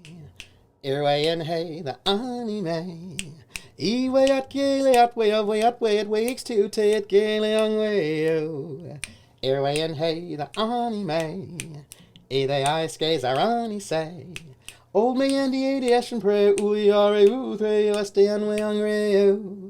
Ewe every eat ray at lansley, of way at bransley, oot te day. And we see the landlord will look left the eye, get in the eye, we're in the money, we're in the money. We've got a lot of what it takes to get along. Ugh. Who does not like singing in Pig Latin? I don't know. People who don't love joy, by the way. Guest advisories, lovely. Unhappy peasants attack adventurers in an arena. Someday you'll get around to your video and safety tools in session zeros. Yeah, I think there's some fundamental problems with the safety tools in that they're really good, in that we are often trying to use them to solve a problem that they're not meant to solve. And we're not really talking about some of the problems that we might actually have. And we have to think about that. Artie says, I think that things should be able to be removed, obviously with the full knowledge and consent of all players and GM. Something having to be permanent just seems strange. One of the problems is that because they're done anonymously, you don't know who put the thing on there. And so removing it might be removing somebody's liner veil, right? I think a lot of the standard is that you can always go more strict, but you can't go less strict because safety. Everyone gives in their own way and in their own time. Definitely learned that when my mother grieves. Yes, absolutely. Celery sticks. I'm glad you're enjoying our community. We're pretty chill, I think. I mean, well, we're very nerdy, but you know what I mean. I do get sidetracked from games. This is a true thing. I am often sidetracked. I'm also getting close to being caught up in chat, by the way. I think chat is who gets me sidetracked. That is true. Communication is important, but being able to properly communicate what it is you want and mean is even more important. Absolutely. And it's hard if you haven't. And I think one of the things is, it's fine. I think that one of the things is that, I don't think I have to top that. I think we're fine. I think that one of the things is that, RPGs as a hobby, I mean, they're 40 years old now, right? 50, almost 50 years old. But even though they're that old, a lot of times we haven't really thought about what it means to do it. And so a lot of people play, but they don't have especially if you only play one system or only one style or with only one group of people, you don't have a lot to compare it with. Because I always find the way that you learn things is through comparison, et cetera, et cetera. And so I feel that we're really developing vocabulary so that people can get what they need. And I think that's really good. Without judgment, right? You know what I mean? And I think it's really hard when people say things like, oh, you only like to kill people, you're a bad player, or whatever, without trying to understand why people might like something, or you only like to do all that kind of stuff they did back in the 80s in the 90s where they just talk smack about other people's styles, and that's no good. But I think that getting a space where we can really think about what we like and try things more deliberately, and also, to be honest, having a wider variety of games available really helps. It's easy to realize, I might like this too, because there's not a game you can play that can check it out and see. By the way, the Grand Colonial Hotel. In light of recent and unfortunate events regarding the passing of a beloved cultural icon, we at the Grand Colonial have doubled the number of armed guards for only a small security surcharge. Surcharge non-refundable. The Grand Colonial is not responsible for death or dismemberment that occurs off hotel grounds. That seems bad. Okay, we've got some. Let's hack this right away. Let's hack these. Delete. Ooh, we've hacked a deleted message. Ooh, so excited. From unknown client to Ruth Bellamy, subject not found, decryption error, message corrupted, memory corrupted, displaying recovered data. Know the truth. Please hurry. Don't know how much longer I can keep. Oh. That seems very mysterious. Oh. Let's look at our other ones. From Cedric Kincannon to Ruth Bellamy, free advice. Ms. Bellamy, you're a talented actor. I've enjoyed all your roles across these years. I'm especially fond of your performance in Terror on Monarch. Ludovico doesn't appreciate the serials. Maybe that's why he never knows when he's being played. He still thinks you're here to endorse Spectrum Brown. Your performance has him fooled. I have a feeling I know what you're up to. It's always a little disappointing when the audience is a few steps ahead of the plot. Best, Cedric. Well, that seems mysterious. Profit. The profit of profitability, Krellin says. Chromatic just likes Ginger Rogers. Yes. Chromatic, also, you have a long history with Traveler, which I feel like you should tell me about. Tripper, did you say what you wanted to about D&D and James? I did not, but thank you for reminding me, because I do want to. Which is why One True Waism is such an awful and toxic thing. Yeah, and I think it's really hard to recognize it when you don't have a lot of... when you're not able to get a wide variety of experiences. Do you know what I mean? I think it becomes really easy to fall into the one true way when you don't even realize you're doing it because you've only played one way, because that's the only thing you've had available to you, right? And not because there's something wrong with you, but because you've only had the ability to play one way. You've only had the chance to play one way. One True Way is a movie I would watch. Yes. Okay. Weigh-ins. No, I'm there. Helen, I don't understand why you and I must be enemies. Are we not both branches on the same tree of privilege? You command audiences with your masterly performances on the Aetherwave, and I command the attention of our corporate leaders. We're both cultural icons with a responsibility to set a good example. I'm disappointed to discover you've berated my seminars publicly and on official records. I take particular umbrage to your characterization of my most recent seminar, spearheading your project, How to Motivate Your Workforce Using Ancient Weaponry, as a, and I quote, nonsensical vanity project from a dyed-in-the-world buffoon. These are fighting words. Expect to hear from my personal auditor soon. Sincerely, Profitability, P.O. Money Can't Buy Happiness, and Other Lies We Tell Ourselves. A new seminar by the Prophet of Profitability. Coming soon. Well, it seems like everybody has a motive here. And from Administrator Ludovico, subject grateful. Ms. H. Helen, thank you for choosing the Eridanos Atmospheric Complex as the site of your next publicity and marketing campaign. By endorsing Spectrum Brown, the Spectrum Brown product, you are allying yourself with a revolution in the leisure beverage market. Indeed, in the culture of Halcyon itself. We're going to change the world together. Sincerely, Quentin Ludovico.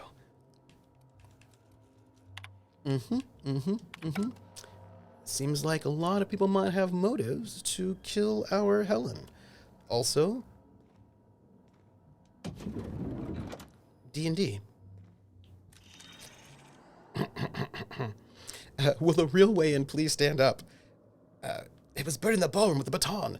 So here's the thing. There's a thing that's going around the internet right now that I've noticed, which I think is so funny. People are so interesting. So it is that there is a lack of GMs. What is this? There's a lack of GMs for 5e. An earring. So people are complaining that nobody wants to GM a D&D 5e, and that that there's basically there are way too many players and not enough GMs. This is what they're complaining about. Now, could that be why Weave the Tale is quiet? I don't know, but here's what I'm going to say.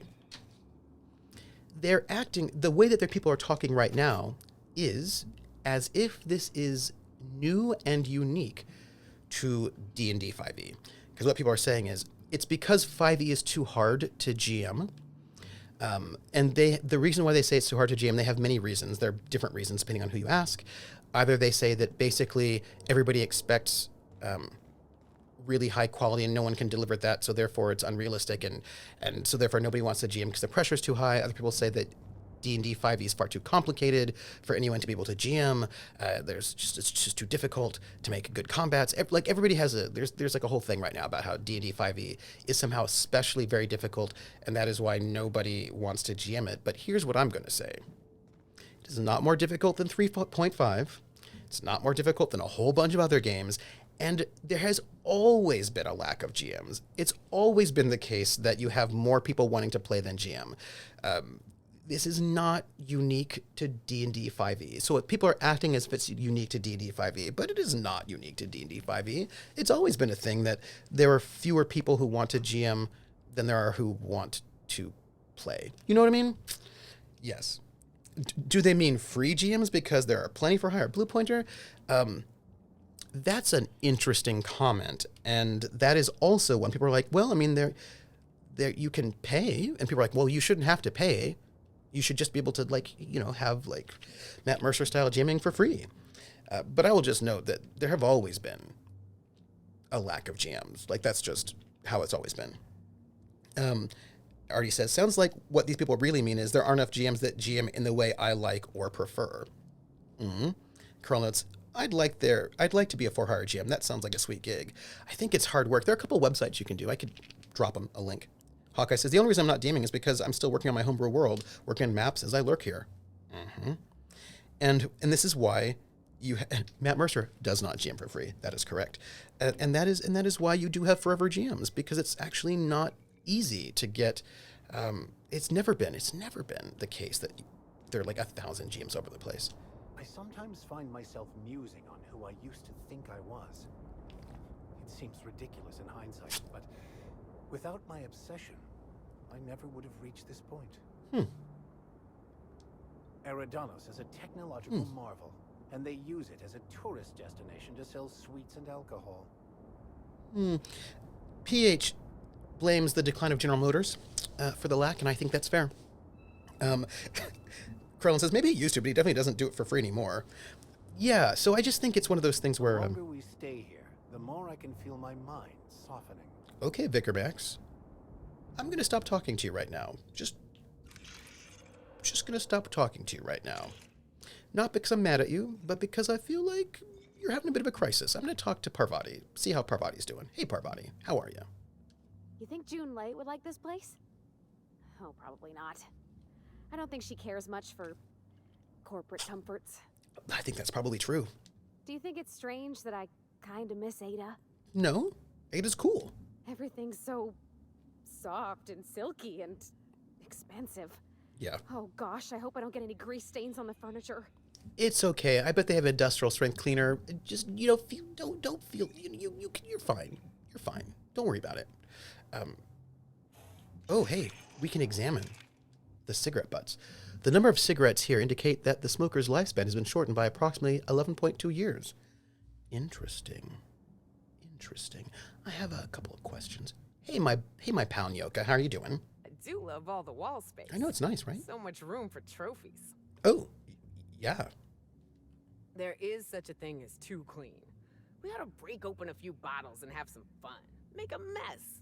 Live a little. This place is not clean. I don't know if you've noticed. You think they'd object to me setting up a tanning station here? No, I don't think so. I think it'd be fine because, you know, we are, after all, in the penthouse suite. I think you can probably do whatever you want. I think that's kind of how things work here. I wouldn't worry about it. Pigsty, slovenly. These premises are unsuitably disordered. Wow, we have some disagreement on the cleanliness level. Special Inspector add-on includes a magnifying glass to sleuth out the germs and parasites that other cleaning products leave behind.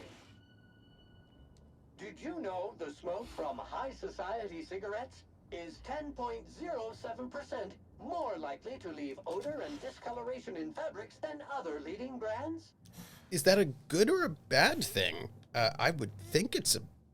I'm going to talk to my other friends right now. I think I've got a pal over here who might have something to say. Because he's got a paranoia board. I feel like we should know what it is. This room ain't so bad. I could get used to this. So this is what a clean room smells like. Okay. Is this how people in Byzantium live all the time? I don't know. I don't think it's that clean, though. You know? Okay. Also, did you set up this murder board, or did Helen set up this murder board? What is this about? Who set these things up? Well, that's very mysterious. I feel like there's a mysteriosity going on here. We're going to find it out. It's fine. Also, I still have this present. We just have to wait for it to trigger. Inspector, Yes? I understand you've visited the scene of the crime. Halcyon Helen was an important cultural icon. She will be sorely missed. I bet he killed her. Chromatic says, well, me and Traveler started with the Satanic Panic. Yes. Mom was okay with it as it was science fiction and not magic demons. Then a neighbor's dad ran a campaign for us for about a year. Years later, I got on the Traveler IRC with T4 Design Team. Oh, wow. And Bits and GURPS Traveler. My gaming publication was for Bits and their 101 corporation profile. So that's so cool. I ran and played in several IRC games. Next Traveler was a 1.5 year campaign for Friends in the Seven Sisters. Now my brother is running a Traveler game. That's awesome. The first Traveler game that I made characters back in the day, but the first Traveler game that I ran as a GM was GURPS Traveler Interstellar Wars, which I love. I still love that setting. It's I really liked how GURPS did Traveler, but the GURPS Traveler Interstellar Wars setting is set in the past. So basically not long after the people from Earth went to the stars and discovered that they actually were not that special. And that was very, like, I love that. It's like very early, right? Very, very early in the timeline. And it's a very cool time period because you don't have to know 50 years worth of lore. It's very accessible. It's a really nice setting. I really enjoyed running it. I had a good time. And so I'm really happy to be running Traveler now using Mongoose 2E. And I don't know if you've seen, but Mongoose put out I posted it in the Discord. They put out a state of the company where they're basically trying to turn their company into now it's becoming employee run, and they want it to turn into an employee owned company. They've got, seems really good ethics. So I'm very excited about, being supportive of them at the moment. I'm feeling really good. You know what I mean? I'm feeling really good about everything. Artie says, I imagine these are the same people that would be shocked that when playing an MMO, there are never enough tanks or healers. Yes, Artie. Yes. Clean in this world is a very relative, I think, says Artie. I agree. Rissa says, it's definitely cleaner when compared to places overrun by marauders. That's true. PH says, first starship from Earth gets into a traffic jam almost immediately, and every other starship laughs at the poor state of their ship. It's true. Let me see. Okay, I'm going to say, you don't sound too bothered over her death. It's the circumstances of her death that trouble me. Our spokesperson was murdered just before the grand unveiling of Spectrum Brown. If I belonged to a rival company, I'd be ecstatic. I get it. You don't want to be responsible for a drink that kills people. Oh, interesting. Just turn this into an ad. Rizzo's Spectrum Brown, it's heart-stoppingly good. Ooh, oh, that's right, because the drink they're going to unveil might kill people. Ooh, what do I say? I'll be snarky. Just turn this into an ad. Rizzo's Spectrum Brown, it's heart-stoppingly good. Stop. Please warn me before you provide me with unsolicited ideas. There are waivers you need to sign. I was being snarky. Back to the matter at hand. Tell me about your investigation. Persuade. I've got a lead. I can't tell you why, but I need access to the orchards. Your discretion is appreciated. I admit, I'm beginning to feel more confident in this arrangement. Here, I'm granting you access through the gates to the orchards. You're officially authorized to see this investigation through to the end. There is one caveat. Cedric's being rather intransigent about letting you into the spaceport. Possibly he's trying to hide something. Possibly he wants to annoy me. Possibly both. So, he locks his doors the moment an investigator arrives? That's not suspicious at all. I agree with the sentiment behind your snide remark. Thank you. Unfortunately, the Piraeus spaceport is Cedric's purview, not mine. You have a lead to chase. Law speed, Inspector. I'll be back. Everybody, we have not had a moment where I can share Jer's gift to you all. It hasn't happened yet, but when it does, please note that it will happen. I wonder if I have anything I can just do a little bit of breakdown. Let's see. We've got this new bit of equipment. It's a 30 armor in the head. I've got a 118 armor in the head, so that seems not as good. Perception +1, interactable highlight range +2.5, bonus to extra headshot weeks.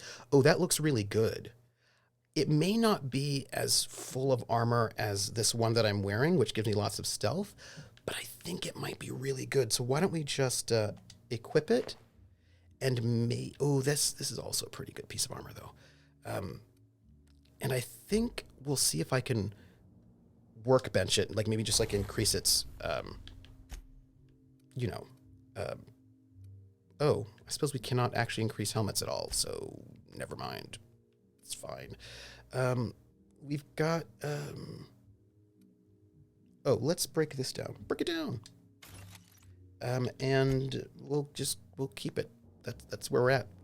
Let's go and go to the other places. Also, look, seriously, I feel like that thing we missed might have been important, but... Hi there, Inspector. It might be a little beyond my job description to ask, but at my heart, I'm still a bellhop. Was the suite to your liking? Interesting. Carlin says, I want to play Traveler with the premise that we're trying to just get by being mail couriers, but of course, that's not going to pay all the bills. Yeah, so the question becomes, what do you... So first off, to be mail couriers, you're going to need a ship with weapons. And then what will you do when you can't make your bills? I feel like that might turn into a pirate campaign. That's all. Like, I just feel like since you can't carry mail without having weapons on your ship, and carrying the mail will not pay the bills, I imagine that will turn into a pirate campaign. That's all I'm saying. Chromatic says, I would have loved T5 to succeed. It had some nice ideas, but so badly done. I hear the editing was not great. Like, the editing wasn't great. I did like T4 background as the start of the Third Empyrean. GURPS Traveler actually did a little damage to the Traveler design core as it trumped T4, causing hurt feelings. Well, but that's the thing. You can just... People have got hurt feelings about all sorts. Like, there's like... I mean, that was the whole thing about, like, was it a... What was it? It wasn't in T4. You have to go back to New Era. Traveler fans get... There are some Traveler fans that get upset about timeline shifts. There have been timeline shifts. Like, people just... What was it? Was it... It wasn't T2. It was, like, basically the New Era, right? That people just balked at and they just kind of retconned it because they weren't happy with it, I think. You know what, though? My feeling is... MTU, right? My Travel Universe. Pick what you like. Don't use what you don't like. No. One thing I've always appreciated about Traveler, that for the most part, Traveler fans are not super weird about canon, like World of Darkness folks are. They're like, hey, in your canon, this is what's going on. Awesome. And I've always appreciated the ways in which people are not so, like, canon lawyers in Traveler, so that's pretty cool. Well, I see where Trevor's mind goes immediately. I was thinking smuggler, yeah, maybe some mercenary work on side. Odd side jobs, ferrying passengers, basically Firefly. Yeah, that's right. So basically it's not really a mail campaign. It's basically a free trader campaign, basically, right? It's like, that's your standard free trader campaign, basically, right? Where you've got a big mortgage, you've got bills to pay, and you're trying to get whatever speculative cargo and cargo, illegal or legal, that you can to sort of survive, and you do some missions and stuff. That's like your basic Traveler campaign, is what I would say.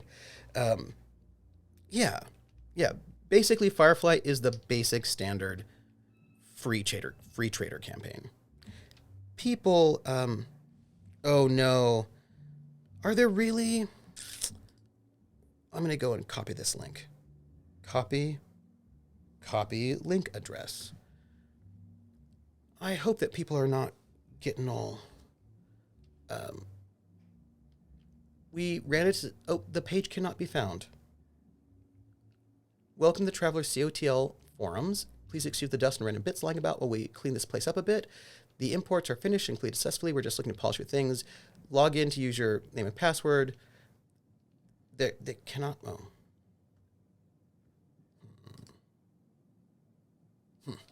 All right. T1000 was the best. Oh boy, VTM canon folks gave me flashbacks to Bible college and those styles of conversations. You're like, right, why? Yeah, smuggler, mercenary, yeah, odd shot, side jobs, ferrying passengers. Yeah, that right there, Krellin, classic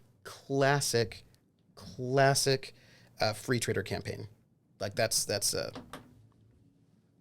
which, when I was running Interstellar Wars, was basically like that. Now this one here, Pirates of Drynax, is similar, except they have a bigger grand goal going on, and they are more specifically pirates. Although most of them are, just like, yeah. Let's see. I don't.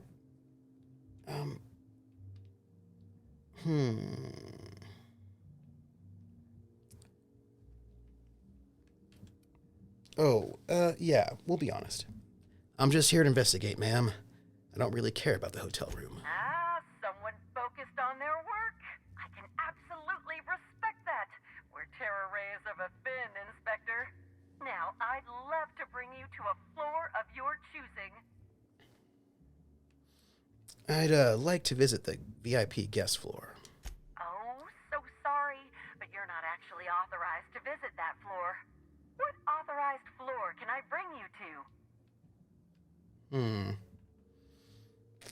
Well, let's exit the Grand Colonial. Why don't we do that? And we're gonna take with us Ellie, because we love. Murder. Right. How about if we take? I just want to take my. We'll take Ellie because she knows Halcyon. I suppose if we wanted to, we could take Vicar Max. I never take Vicar Max with me. I always take Nyoka because she's just like awesome.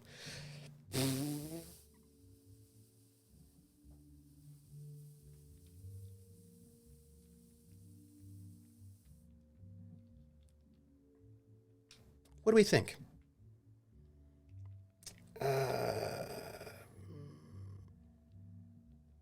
You know what? I never take Vicar Max. I'll take Vicar Max with me. I'm gonna do it. Nyoka, we'll hang out with you later. But, you know. VTM Cannon introduced the true black hand, and that is all the proof I need to know that VTM Cannon is dumb and should be ignored. Yes. Chromatic says, I've been on it like 3 years. It's why the page failed, but I'm sure it's labeled Canon War, trying to keep it contained. Let me see. Special features in the OTU, in my travel universe.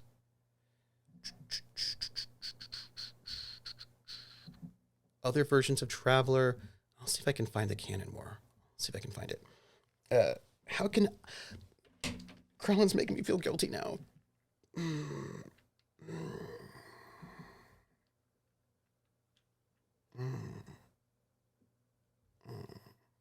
I mean, you know. I do need to clean, by the way. So, embrace the mess. Oh no, I need to have like the table needs to be usable, and also I need to clear off the table, the couch, and I need to wash dishes. So I am heading, I can't believe, oh man. Now I feel guilty that I don't have Nyoka with me. It's real bad. I feel really guilty. That said, I do hope that something will happen and then I can show you Jer's present. I hope. We will see. We will see. But, oh, hello, Pool Plaza.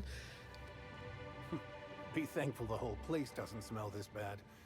It's surprising this pool is the only thing in such a state around here, considering how the elite usually comport themselves. Oh, there's a dead...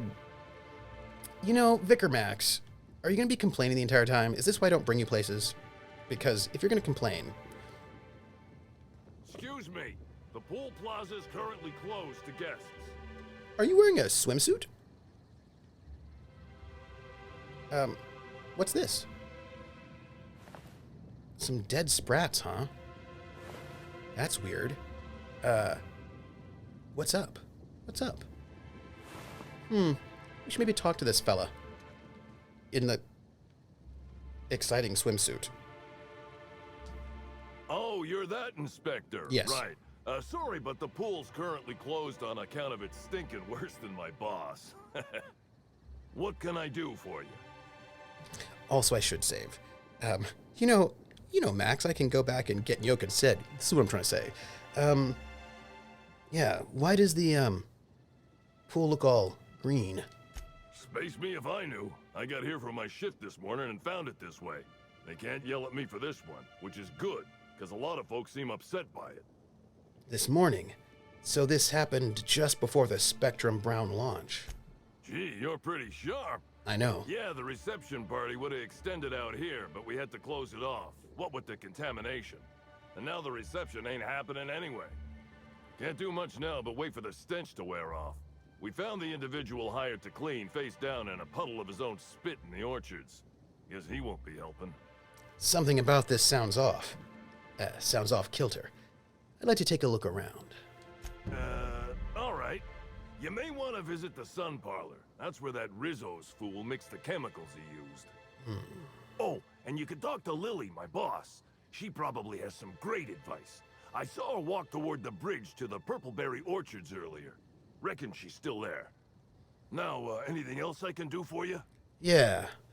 I got some questions about the pool. So long as you don't want to go in, I can answer anything you like. You're pretty heavily armored for a pool guard, aren't you? Yeah, it's part of the job. I think I'm listed as a security consultant.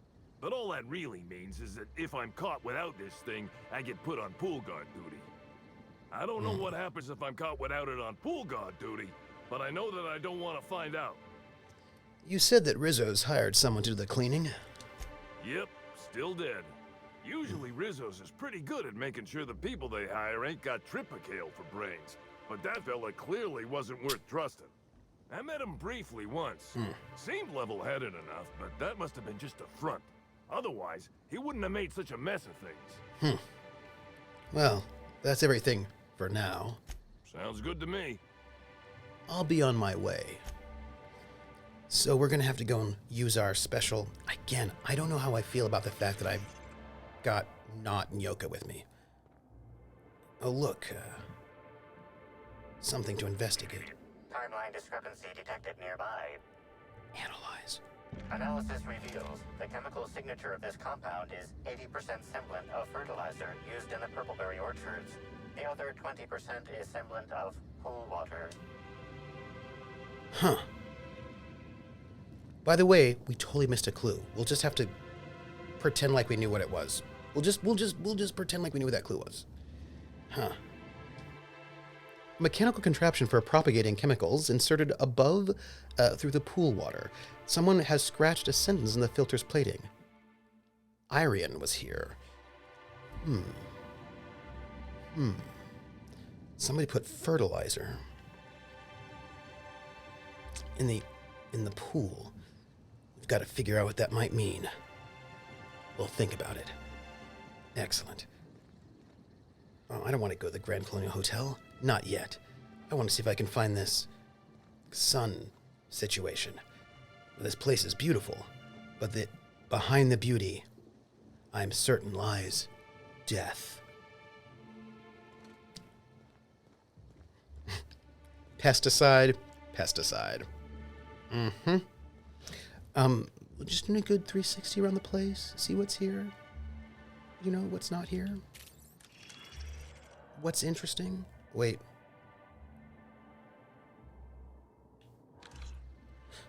You know what? I gotta tell you, everybody. I think maybe it might be wise to use this machine a little bit more often, because I see something right up there.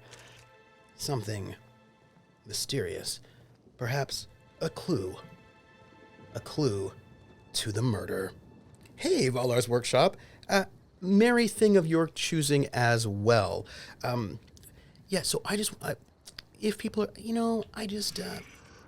there was a post, a video that Barontor linked, which I thought was very interesting. It was about, it basically said you don't need, the title of the video was like, you don't need WotC for D&D. And it talked about two different styles of playing D&D, or seeing RPGs. I think you probably said D&D, but seeing RPGs. And that is folk versus official, I think it was. I can't remember what the other title was, right? But I never imagined Spencer. Ooh, prep fried chicken? Yeah, that sounds amazing. I don't think there's... Who's all that? Where I want to go is the other side, but might as well just look while we're here. The folk style of playing is that basically you play... What is this? Oh. You play, you do your thing? Oh, you seem interesting. We're going to talk to this person. Oh, wait, no, we're going to loot first. We're going to do a 360 on the upper balcony, and we're going to loot things. Nice. And then we're going to talk to people. I'm going to make empanadas, everybody. I don't know when, but I will, and I will do it soon. Also, we're going to talk to that guy, but we're not going to talk to him yet. Okay. A 180. Yeah, 180. I'm going to make empanadas. I also want to make some cookies, but I'm out of butter. You know how life is. All right, we're going to make sure we don't have anything mysterious up here. Looks good. Yeah, I'm going to make some empanadas. The recipe says only 1 pound of ground beef, which feels like not enough empanada meat, but, I'm going to do the recipe as said first time around, and we'll see where we go from there. Bertie Holcomb is likely beside himself in grief. Thanks. Yeah, I got an empanada recipe, so I'm very excited about it. So we talked about the lack of GMs. I don't think it's actually a D&D 5e thing. I think it's just the way of the world situation. That is my situation on that. Stacy's cooking a pork tenderloin for us tonight. Ooh, and you're making quiches for family. Ooh, I don't think I've ever made a pork tenderloin in that way, but I bet I could with my Instapot. And I bet it would be very good. Mm-hmm. By the way, wait, what is that? Okay, I thought it might have been like a clue, but it wasn't. So we are currently good. Y'all, I feel like such a really good investigator, and it's the only proper response to "there's not enough GMs" is like, "Why don't you GM?" Yes, but that's the thing, isn't it? People don't want to GM; they want you to GM, and they want you to GM the way they want you to GM. And oh, you know what? You just reminded me of a thing that I wanted to say. It was a thought I had. Sampling of the bar card reveals it is host not only to alcohol, but a variety of other substances as well.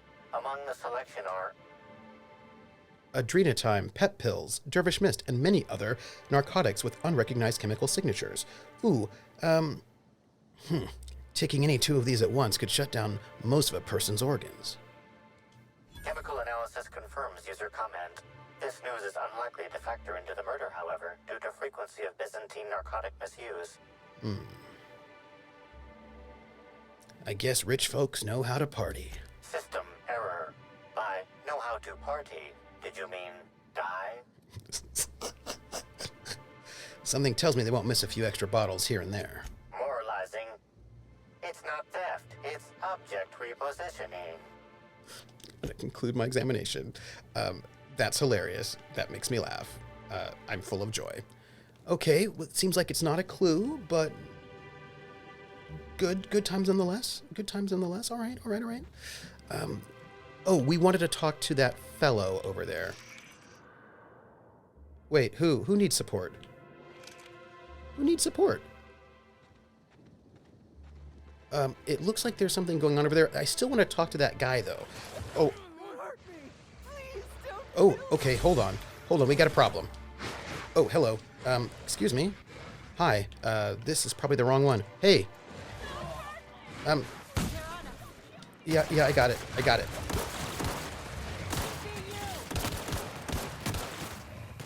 How are we doing? Oh, hi. My aim is off right now. What's happening? Oh, hi.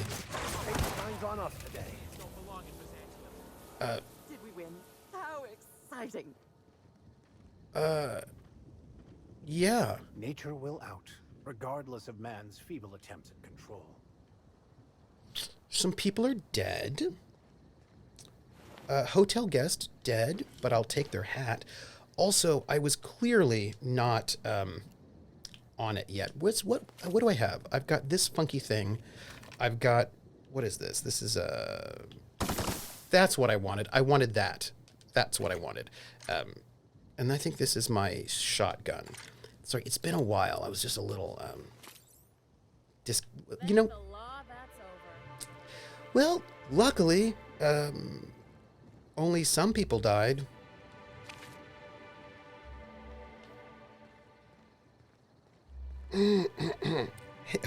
thanks, Prax. I'm a hard-boiled detective right now, so you know you gotta ask. You gotta wear the hat because hard-boiled detective. Who are you people? Hotel guest? I don't think I need to talk to you all. In the middle of making cinnamon buns. Ooh, cinnamon buns for Christmas morning breakfast is ooh, cinnamon buns? That sounds amazing. I think I would eat that recipe. I dropped a quick race in food musings for you since you were talking about ginger molasses cookies. Oh, I was talking about ginger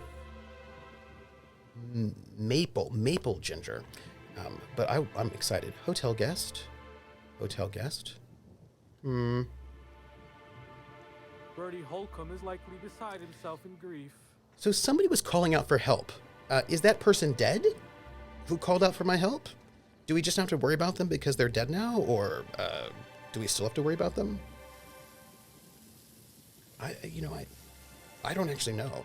Oh, I'm excited for this cookie because let's face it, I'm excited about cookies in general. So I'm excited for that recipe. Wilderness Exploitation Reserve. Oh, that's where what's-her-face is hanging out. Hi. Oh, hey. It's the person who wanted help. They're dead. I'm just gonna take their rifle. Since they're dead now. That's not bad, right? Like when I just loot their dead bodies, it's not like a bad thing. Also, why do I not have the lock picking that I want to have? I feel like that's unfortunate. So here's the thing, y'all. I used to have that level of lock picking, and I feel like it might have something to do with my helmet. So I'm going to try swapping helmets and seeing if that will fix it. Because, ooh, wow. But I don't know if it will. This is what? Tech skills, that's great. This is determination. Stealth skills. Lockpicking's a stealth skill, right? Right? It is. Yeah, here we go. I'm just going to swap hats. Because this hat will get me... Great work. Will get me lockpicked, so... And while we're here, we'll just loot everything. Which technically it looks like it's stealing, but nobody... But the guard's dead, right? So, I mean... What are they going to say? Yeah. We're just gonna steal this. Did I happen to check the mail? So I always have an extra day. So what happens with the mail is that the mail goes to the main post office and then it's moved to my post office. So if it says it's going to arrive on day 1, it's probably going to arrive the day after. So I have to wait until Monday before I can actually check the mail.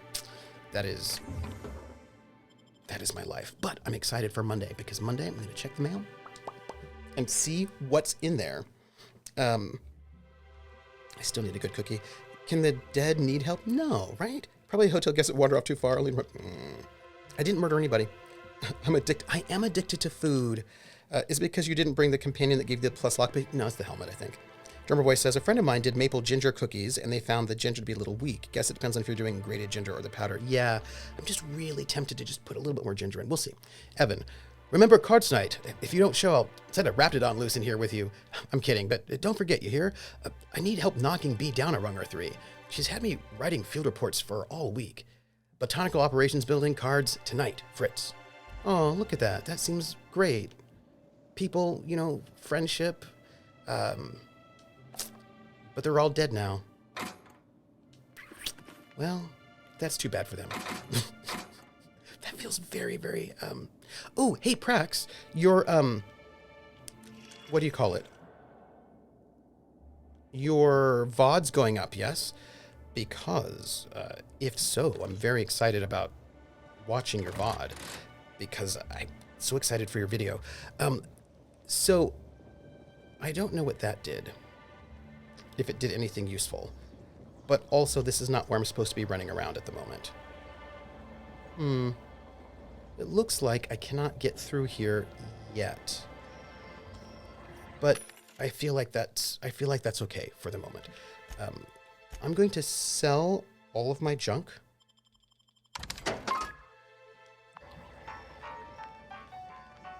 And I'm going to finish the investigation of those clues we had that find the solarium, whatever it might be. Oh, huh. This is a way to get in without getting in. Interesting. Clearly this is important. Clearly.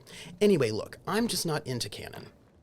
I feel like a book is a starting spot, and then you go from there, and you find out what is interesting for your campaign, and then you work it. You know what I mean? Hear that someone tore one of the doors to the dining room from its hinges. Birdie again? Bertie again? He was duly embarrassed. Something about not knowing his own strength. If I ever meet that man, remind me not to shake his hand. Or if you can find some candy ginger and chop that into small bits. Yeah, I really would like some candy ginger. That would be so good. I wonder if I can get candy ginger. I have got to get, look, I've got to buy some, hey, this is the Sun Parlor. This is where we need to go. I have to get some, butter anyway, because I'm out of butter. And I should probably buy some more flour. And if that is the case, maybe I can get some candy ginger and add that to the batter, because that would be amazing. Also, no weird clues, no time dilation, but time dilation, no. Things to loot. Yes. Absolutely. Do I like to loot things? Yes. Yes, I do.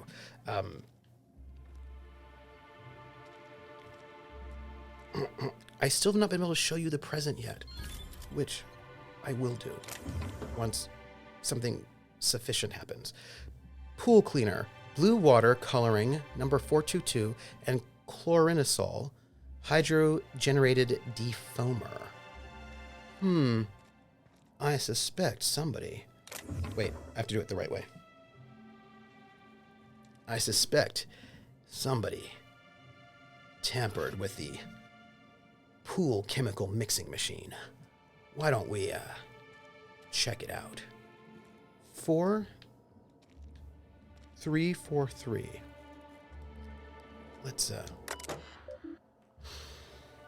I even edited a little to cut the breaks and intro. Nice! Oh, I'm very excited about this. Ice Bunny says, my brother sent a package from the German side, and that takes 3 weeks, and from the German side of the border to 6 to 3 days. Oof. Sal says, good Yule, och Feliz Navidad, och gledig Jul, och frohe Weihnachten, and other traditional holiday greetings in language I don't know and or feel like looking up. Nice. Happy holidays. Try Whole Foods. Yeah, we have a Whole Foods. I should go there.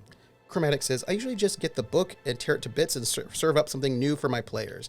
My D&D game was A Tour of the Forgotten Realms and D&D tropes for the new gamer in the group. Oh, that's cool. Whole Foods is where you got... Yeah, I'm going to just go look. Let's see. View... That one. Broximiding oxalator. Okay. That 2. Blue watercoloring 422. Okay.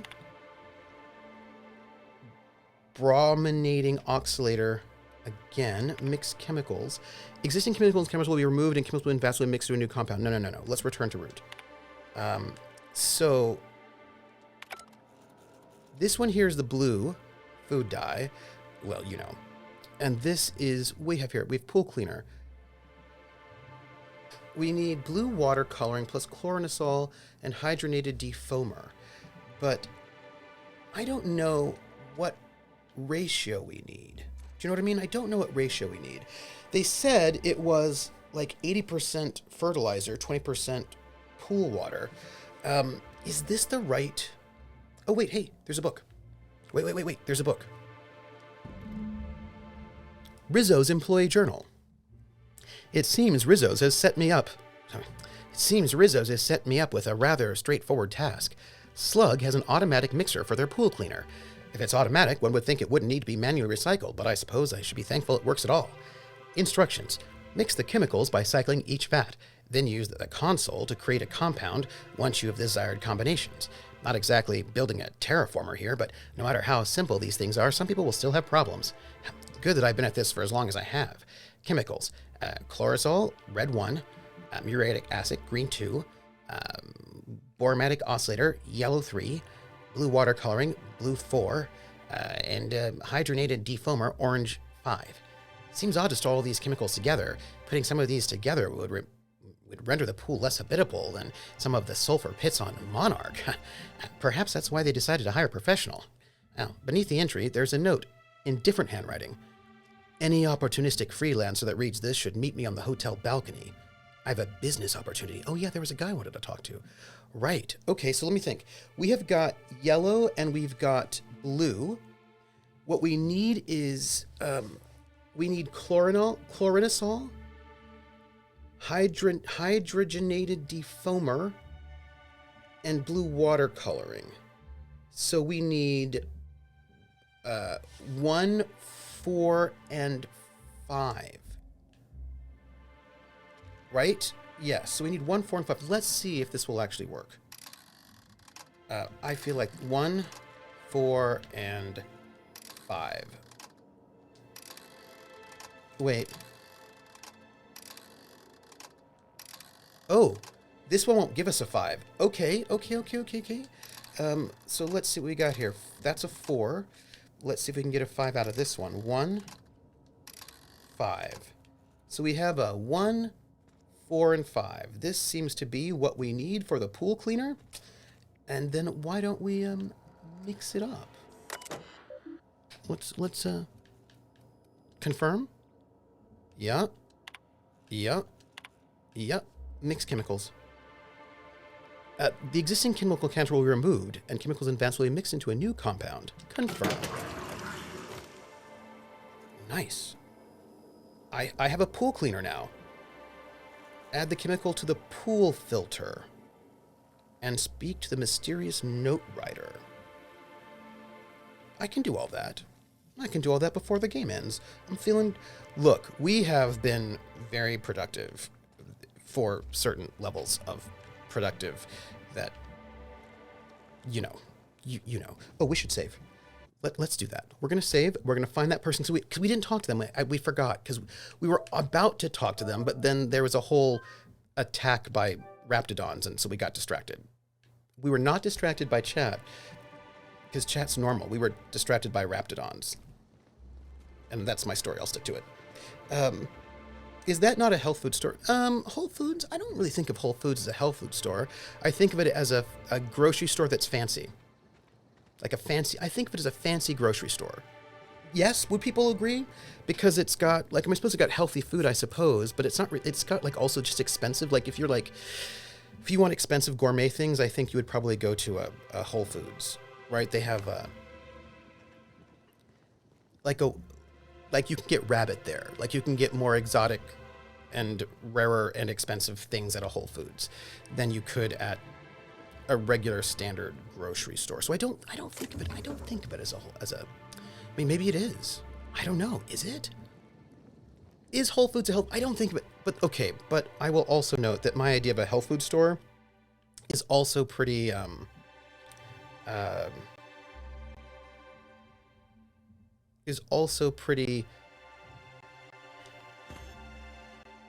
What did I just do? Did I just destroy that hat? Oh, I added it to junk. So sorry. We need to stop that from happening. I know that chat, by the way, is having a discussion with me. Let's remove this from junk. Is having a discussion about whether or not Whole Foods is a health food store. I also would just like to note, for the record, that my relationship to health food stores is pretty old, right? I tend to think of health food stores as being pretty old school. Do you know what I mean? The old health food store that had bins of non-sulfured, frozen, non-sulfured non-sulfured dried apricots. You know what I mean? Like, and a lot of chia seeds, and you could get carob. Like, for me, that health food store is like where you go and you get your carob chips and also algae or something. I know what I'm talking about. Hello, mysterious person. I saw you meander on out of the pool and into the greenhouse. Now you're here. Does that mean what I think it means? I don't know. Maybe. That's what the murders... Yeah. You wear armor for stats. I wear armor for fashion. Trooper wears armor that allows carry for weight. This is true. Yes, I got it. Pretty sure if it bills itself as an organic market. Does it really? Huh. We call it whole paycheck. They don't carry stuff like Coke, Pepsi, but they are pricey, organic, high-end stuff. Sal says, but Trooper, why don't you tell us about the game Gumshoe and why it does neat things with traditional RPG concepts to ensure parts of the mystery plots aren't locked behind die rolls? I can certainly do that. But I also feel like it also solves a problem that I don't think is a problem, but that's a different thing altogether. So no Bach flowers are in vitamin pills.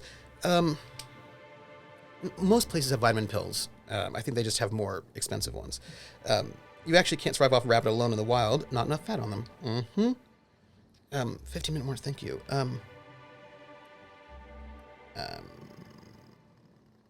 I'll say, what do you think it means? Might mean that you can be trusted. Might not. Guess we'll see. Why go after a hotel pool? Not exactly the most high-profile target. Maybe not.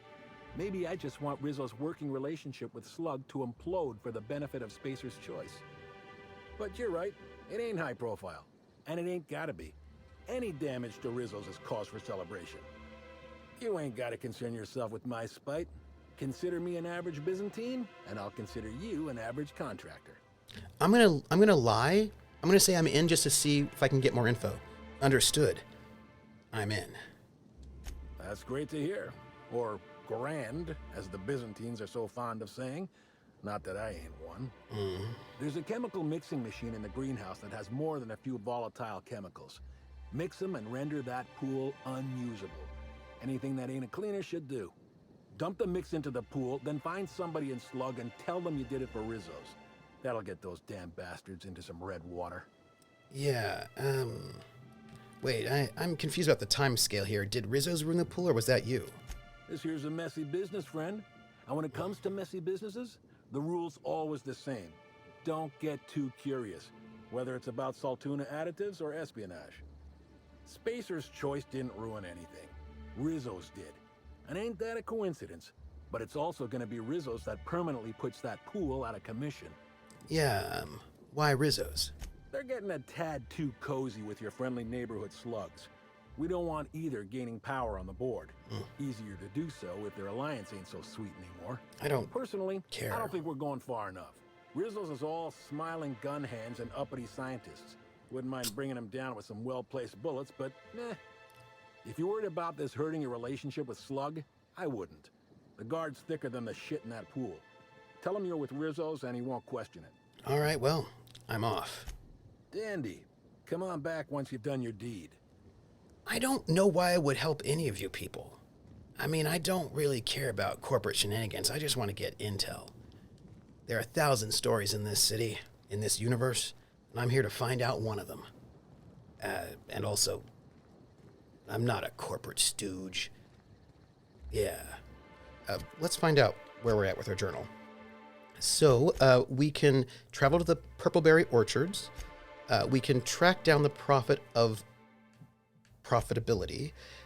And we can add this solution. The solution is in your hands. You just need to add it to the pool filter. I'm going to add the proper thing to the pool filter because I just don't need lots of people dying. Seems not useful. Do I ever... No, me? No, I don't smoke. I'm not a smoker. I have... Rizzo's Knock You Out Bar. A CCN 76 milk chocolate bar. Sudden death knockout court? It's time. Surprised the Byzantines fancy this. We played it on a rudimentary court in prison. Oh, hey, look at that. Sudden death being more literal than euphemistic. Here's something. Distraction.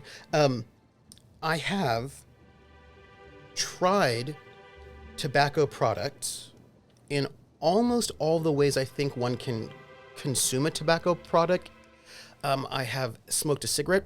Don't like it. I'm a super taster. Cigarettes taste gross. I've tried a cigar.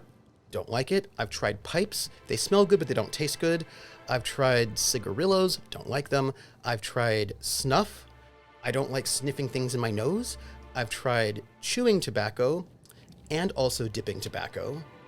And I've also done a hookah. So I've done, I've consumed tobacco in I think every way that you can, and I don't like it. I mean, it tastes bad.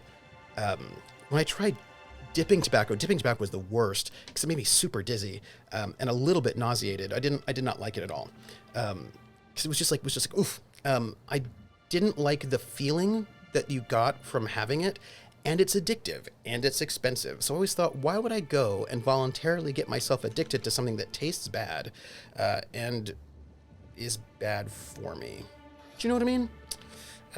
I've never seen the appeal. Like, I know that now, if I were not a super taster, maybe I would have become addicted to cigarettes, but they just taste really bad. Knockout court memo. To all guests, management urgently requests you refrain from using tossball equipment on the sudden death knockout courts. Guests using the court have not signed the proper paperwork for death and dismemberment by any equipment other than knockout rackets. Any hemorrhages, brain damage, or life-threatening concussions caused due to tossball-related mischief will result in extensive fines. Should you desperately wish to sate your tossball recreation needs, management recommends you visit Rizzo's Rangers on the second VIP guest floor. Slug is not responsible for any guests beaten to death by the Rangers during scrimmage matches. Huh. Interesting. You know, why do I even have Wanted Dead or Alive Phineas V. Wells? Oops. I kind of feel like I should not be having the vicar with me. I feel like he's not the one to have. Do you know what I mean? I feel like I should have... You know what I feel like? I feel like I should have my friend who really loves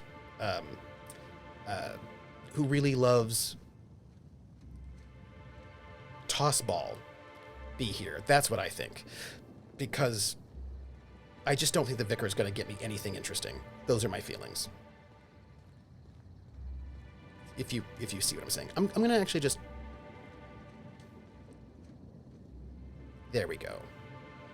I'm not messing around. You know what I mean? I'm not messing around with... I'm not helping Spacer's Choice. I'm not helping... I just don't want guests to die in a pool. You know? Oh, thanks a million, You're welcome. Inspector. The smell cleared right up. Well, in a couple hours, the guests might even be back. Then I actually gotta start doing my job. Of course, we're not gonna get a follow-up shipment for the water anytime soon, so they'll have to content themselves on the deck. I got a little something for making my job that much less miserable. It's the key to our storeroom. If my boss asks, you never met me. A key? I think we both know my work was worth a little more than that. I guess I can spare a few bits. Thanks. And here, this pack of smokes. Thanks. Sorry, they don't really load me up with the goods. I gotta get back to it if you don't mind, Inspector. No worries. Hey, we did a good job. Oof! Sorry about that. It's cool. It's cool. Relax. Rules. No running, no brisk walking, no galloping, no prancing, no lingering on pool grounds without a lingering pass. Minimum price, 2,000 bits. No splashing water higher than 3.48 feet. No roughhousing without a roughhousing pass. Minimum price of 19.99 bits. No swimming or lounging without food or drink in hand. Failure to adhere to these rules will result in a fine. There will be something to the power of the something of rules, something it's not crisp, it's blurry. there will be multiplied to the power of the number of rules you've broken. There is no maximum fee limit, is what I think that says. I think that's what that says. Yes. Whew. What is dipping tobacco? Is that snuff? No. Dipping tobacco is not snuff. Everyone using snuff tells you not to drive cars the first time you use it. Snus is probably snuff, right? I've only done the hookah, which was fine, but smelled really weird the next day. Had a fairly bohemian roommate for a while, so he brought one home. Mm-hmm. Like a dozen sitters trying to convince me to do hookah when it's not illegal. My first week in Japan. Setting up a hookah and roasting the coals was fun. I used one maybe 3 times and kept it as a decorative item. Sale does not depend on what kind of tobacco like product you smoke with. Snuff is like the very finely grained tobacco that you put in your nose and you snort it. That's snuff in English. This is for you, Ice Bunny. So we've looked at everything. I do not think we need to talk to that guy again, right? No, I don't think we do. So we just need to go to the orchards, which I think will be a good place to go, which I think is off this way. So we're just gonna, do that. So then you have 2 other, so we have dipping tobacco and chewing tobacco, both of which are a little bit different. By the way, I've decided, I know we have to go out there, but also holographic tennis court. That's awesome. I don't want the vicar with me. I've decided that's not what I want. I want to get my friend who likes the toss ball, because I cannot have the vicar running around just wasting, like, killing my vibe. Do you know what I mean? I just don't want the vicar killing my vibe. So snuff is the very fine powdered. I had some of that in Germany that you like you put on your thing and you snort it up your nose. And then you have chewing tobacco and dipping tobacco. And dipping tobacco is pretty finely ground. It's not as fine as snuff. And you put dip here. And you put you grab a pinch of it and you put it here in your, you put it right there. That's a dip. And then chewing tobacco is less finely ground. It's not as, here, we need to go to the, why are people talking to me? No. I just want to go and grab my party, which is here. I'm just going to quickly get... What floor would you like to visit? Next stop, the finest seat in the house. Yeah, because we can't have the vicar with us anymore. He is not fun at all. So we're going to go back up and hang out there, and we're not going to take the vicar with us next time. We're going to take our tossball friend, because there's like a lot of tossball going on, and I feel like he'll know these things. And chewing tobacco is much looser. Oh, speaking of which, I feel like we can probably save and move into our outros right about now, because I feel like we're at that time of day. Yes. Okay. And let me come here and go to our main menu. Okay, so chewing tobacco is not very, it's not very thin. It's like loose. It's more like leaves, and you put chewing tobacco on the side of your mouth. So like chewing tobacco goes into the side of your mouth. Dipping tobacco goes right down here. Snuff, you sniff. Yes. Let's see. Snus are small bags of tobacco and something you can cut your skin and put it in your mouth. So the question becomes, do you put it here or here? Is it very fine, or is it very loose? Chewing tobacco looks really a lot more like chewing tobacco really is, you can see the tobacco leaves with chewing tobacco, because they're still a bit more leaf form, and that goes there, and then dipping tobacco goes here. If tobacco tastes bad and is addictive, should we ban Surströmming to be on the safe side? Smelly herring may very well be addictive. Hey, it is now 3:30. FY Vite uploading to YouTube now. Yes, good. Swap Vicar Max and then save. Yeah, oh. It goes, snooze bags go under the lip, which is probably this one. Now, dipping tobacco doesn't come in a bag, right? When you get a can of dip, it comes in like a round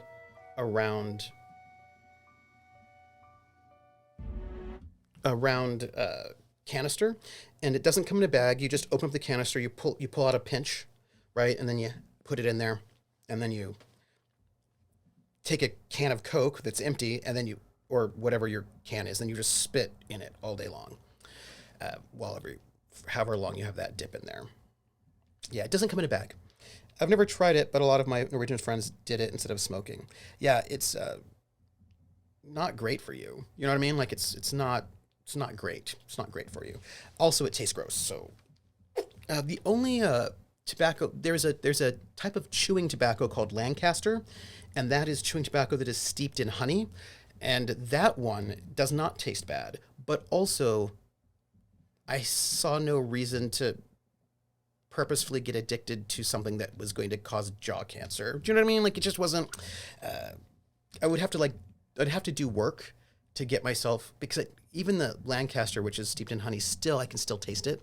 I can still taste the tobacco, and it just doesn't taste good to me as a super taster. So I've never been a tobacco person. It's just not my thing. So my friends, that is our stream for today. I have got to go and get my apartment clean for my guest who's coming over.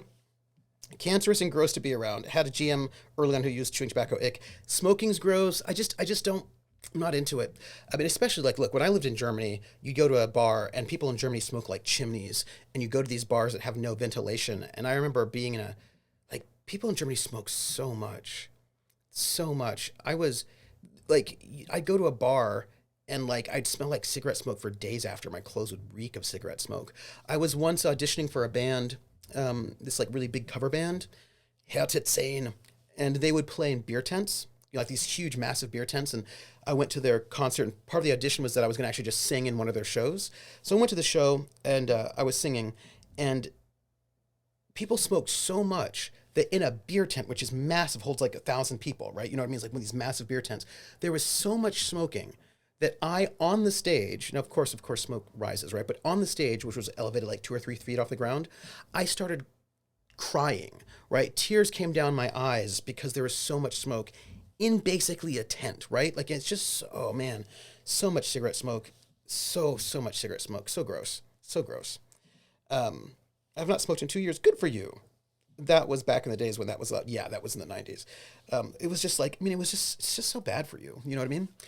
Okay, so I want to thank you all for being here. I'm going to go and stitch together the two halves of the stream. I'm going to go and investigate some stuff today. I'm going to investigate some stuff is what I'm going to do. And let me see, what else can I do? What else am I going to tell you about? Today's Saturday. Tomorrow, there's no stream. Next Tuesday, from 7 to 9 p.m. Eastern, I'll be over at DJ Hannah Rad's channel for a 36-hour charity stream that she's doing. So you should come out and hang out with me. She just gave me some PR. I need to do some testing today, I hope, to test some stuff, and then I can say for certain what I'm going to be doing on Tuesday, but I expect it to be very cool. And then Wednesday, whether or not we do Yes and Sky, I'll let you know. We may not. I'm thinking we may not do Yes and Sky because I know that Dot's probably off, like, seeing family for holidays. And then Thursday will be The Long Dark over on my channel, 7 p.m. Friday will be The Traveler, The Gamblers, 7 p.m. on my channel. And then Saturday will be a stream here at noon, and I will tell you what that is later. Trooper, let me know when you catch the VOD. There were some very important revelations. Oh, cool. I'm very excited.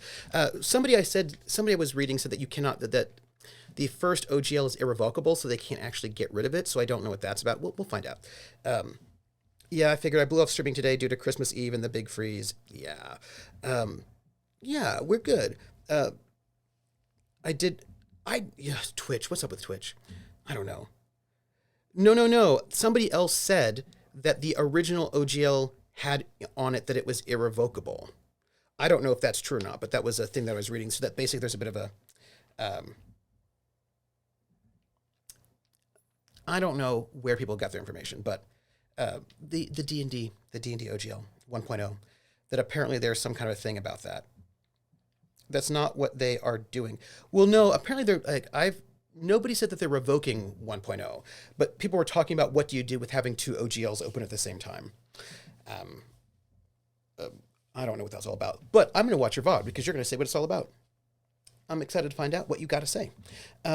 So I'm going to go because I have to eat food and also clean my apartment before a pal comes. They won't be revoking. Yeah, because everybody I've seen has said that they are not revoking the OGL 1.0. That's what I've seen two different articles now, and both of them have said that the first OGL is not being revoked. So